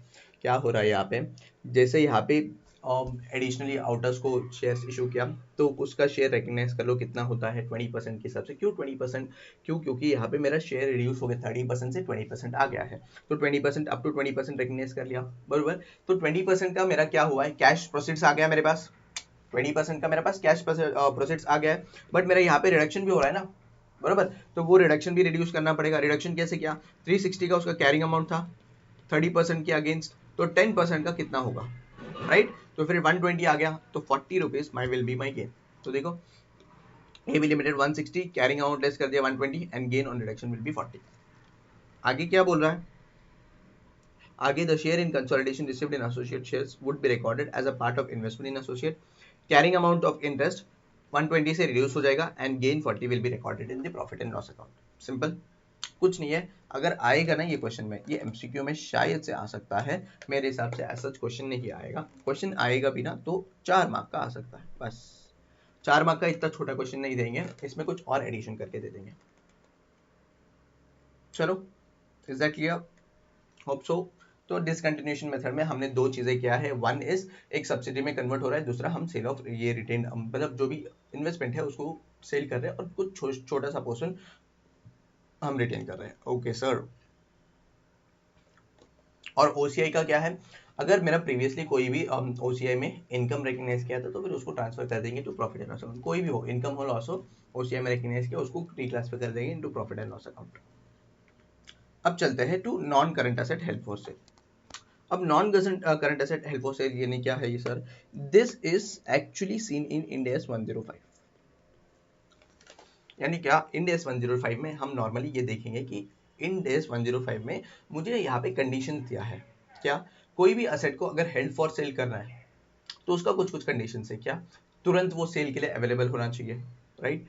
और सेकंड, जब भी वो सेल के लिए आएगा तो वही सेम तुरंत वो सेल के लिए अवेलेबल होना चाहिए। नेक्स्ट, डेप्रिसिएशन चार्ज नहीं करेंगे उस पर्टिकुलर असेट के बाद, और हम सेपरेटली उसको डिस्क्लोज करेंगे, that asset held for sale करके हम सेपरेटली बैलेंस शीट में डिस्क्लोज करेंगे। तो ये कुछ कुछ कंडीशन है जो एक्चुअल में अगर इन्वेस्टमेंट हेल्ड फॉर सेल है तो उस केस में हम दिखाएंगे। तो इन्वेस्टमेंट तो नॉन करंट असेट ही है, तो उस केस में अगर हेल्ड फॉर सेल है तो क्या करेंगे हम, तो इन्वेस्टमेंट हेल्ड फॉर सेल है तो क्या करेंगे वो बता रहे हैं।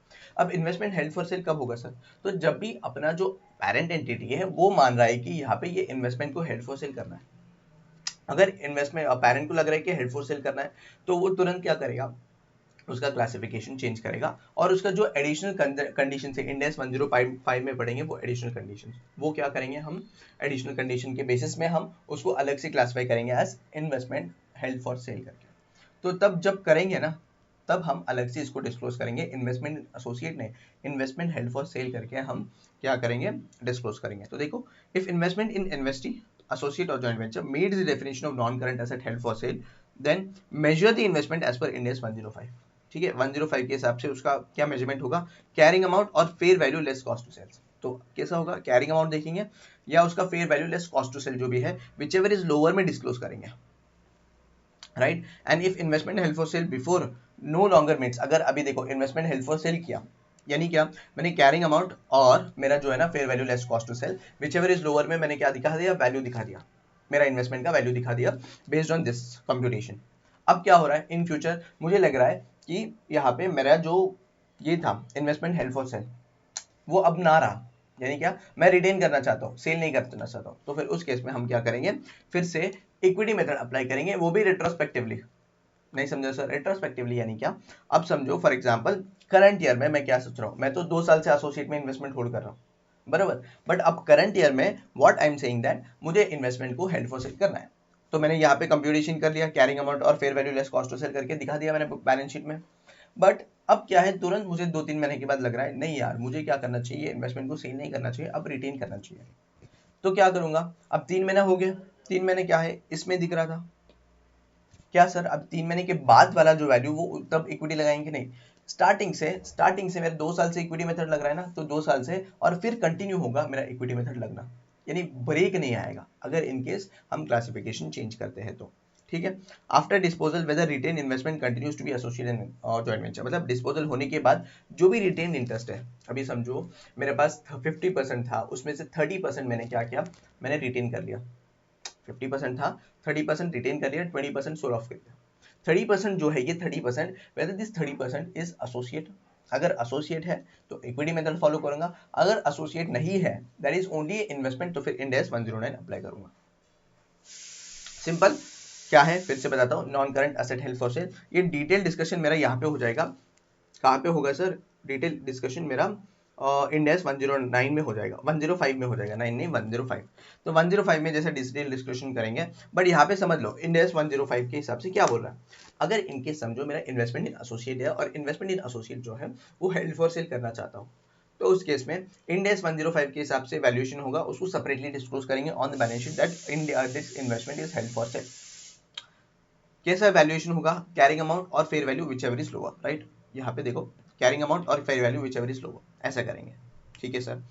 अगर इन्वेस्टमेंट हेल्ड फॉर सेल, क्या बोल रहे हैं, अब जो है ना हम हेल्ड फॉर सेल नहीं करना चाहते, फिर से हम इन्वेस्टमेंट इन एसोसिएट में लेना चाहते हैं, तो मेरा यहाँ पे इक्विटी मेथड जो है ना वो रेट्रोस्पेक्टिवली अप्लाई होगा, मतलब पहले से जो है वो इक्विटी मेथड अप्लाई होगा, प्रोस्पेक्टिवली नहीं होगा, रेट्रोस्पेक्टिवली होगा।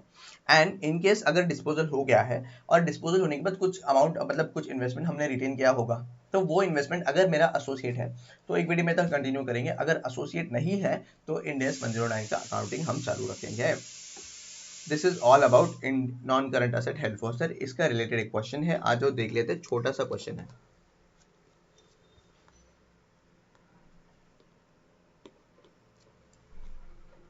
देखो क्या बोल रहा है, Ram holds 50% of equity shares of Shyam. The balance of 50% equity share capital is held by another investor.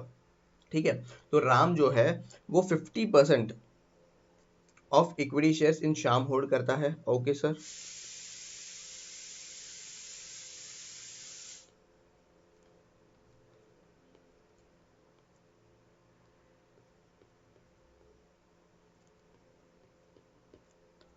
अब क्या हो रहा है, Ram Limited has joint control over the Sham and its joint venture of Ram Limited accounting using equity method. Now Ram Limited is planning to sell 10%, मतलब 10% plan कर रहा है sell off करने of Shyam to third party, कितना 10% सोच रहा है, 50% है ना, इसमें से 10% सेल ऑफ करने का सोच रहा है, ओके।